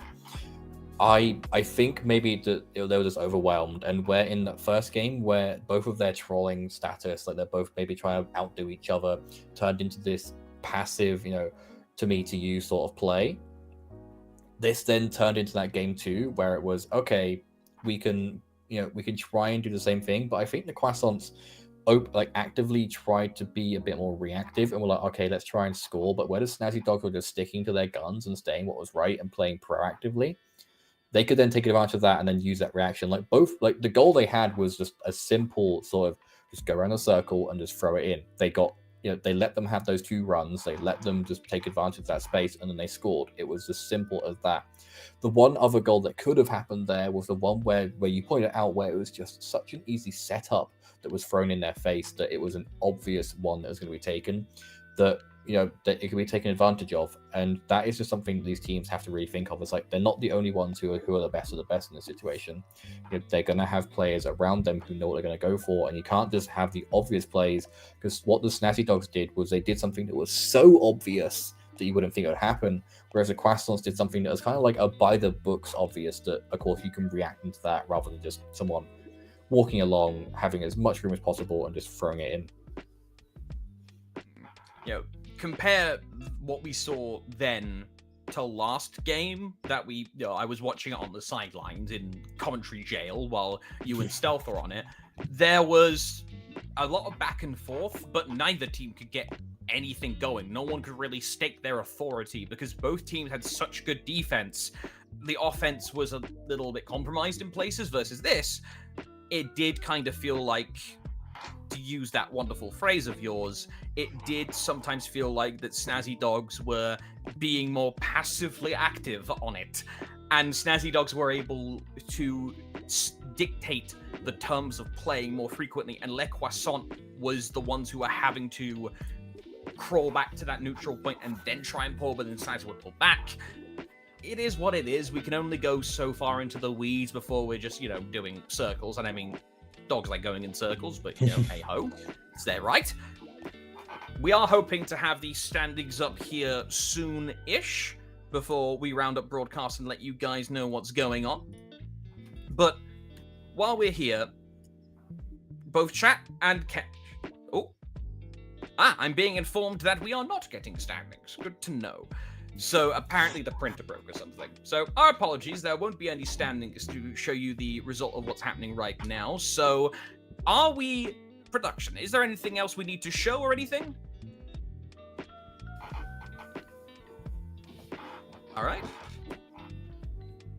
All right, so for those of you wondering about the standings and stuff, we'll be actually posting those on Twitter and where your various social media channels where we can. We fix a few technical difficulties, but that is the entire broadcast for today, I'm being told. So any final thoughts from you, Cash? It went pretty good. It's been a good tournament so far. It's probably the best opportunity I've had to kind of jump into this sort of field of esports and say, hey, Roller Champions is a game that looks fun. I saw a trailer for it a while ago. I played it ages ago. I was like, I didn't really know it popped up as an esports scene, because a lot of these like more niche games, you never really see them pop off. And it's like really nice to see that these sorts of games are taking action on things. Like as I mentioned earlier about like the other games I played, like that the Knockout City, where that had one tournament and kind of just was brushed under the rug. That's EA for you though. But it just seems with this, it just seems to the this is a really fun sort of game where it's like it captures everything you want in both a sport, which of course it is mimicking, it's trying to be a sport, as well as an esport where it's like it can be over in seconds, it can be fought by both teams, it can, you know, it can be over in like hours, and you can just face everything with tooth and nail and still have a result and outcome. And it just seemed that every match we've had has really paralleled everything there. Like we had some games where it was the going from a 4-0 lead to a 5-4 loss, or some of these games where it went over and over and over again until someone got that last minute overtime goal. Or matches like this where like it wasn't the late game passive play which caused it to be stalled out. It was that early game passive play where you can, you know, one slip up is what makes it change.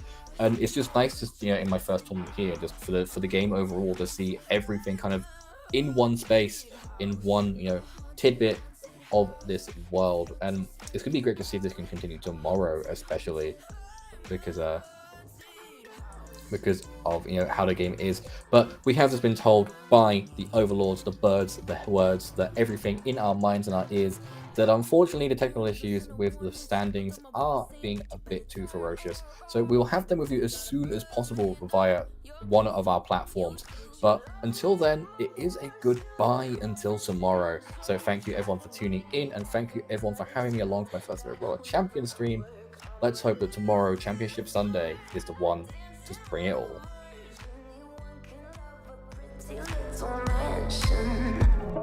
But could you love her? A haunted, haunted house. Or could you love me now? A haunted, haunted. I'm a haunted house. A haunted, haunted house. If you'll just take it out.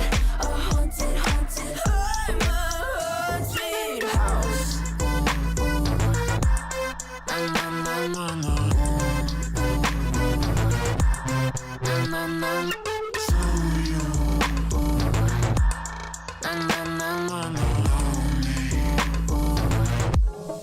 Could you love her? A haunted, haunted house. Or could you love me now? A haunted, haunted. I'm a haunted house. A haunted, haunted house. If you're just looking sad. A haunted, haunted. I'm a haunted house. My words till the coffins in the third. Anyone can love a pretty little mansion.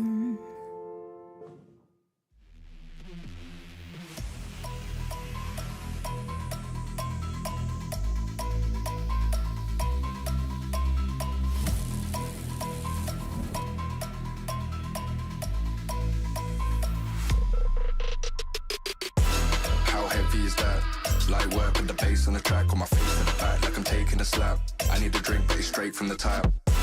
And I'm hating the slack, couple man stand around like they hate in the gaff. Please stop talking that trash, cause the vibes in the front all the way to the back.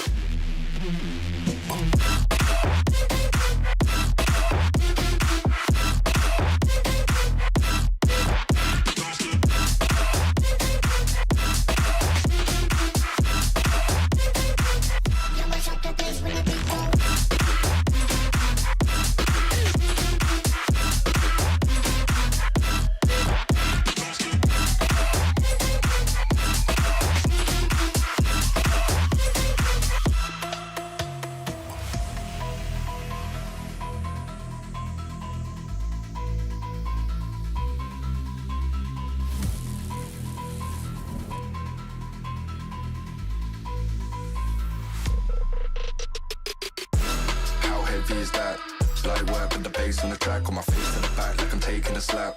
I need a drink, but it's straight from the tap. And I'm hating the slack, couple man stand around like they hate in the gaff. Please stop talking that trash, cause the vibes in the front all the way to the back.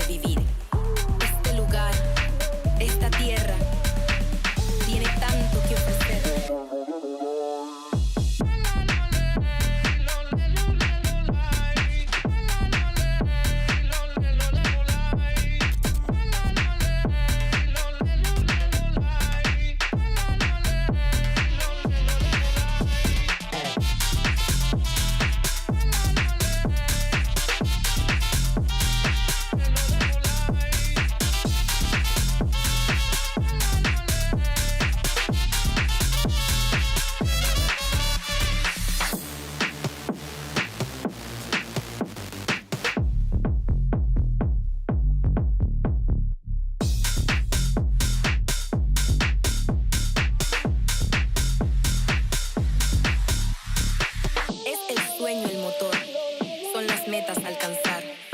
Siempre hay que descubrir la manera de vivir. Este lugar, esta tierra,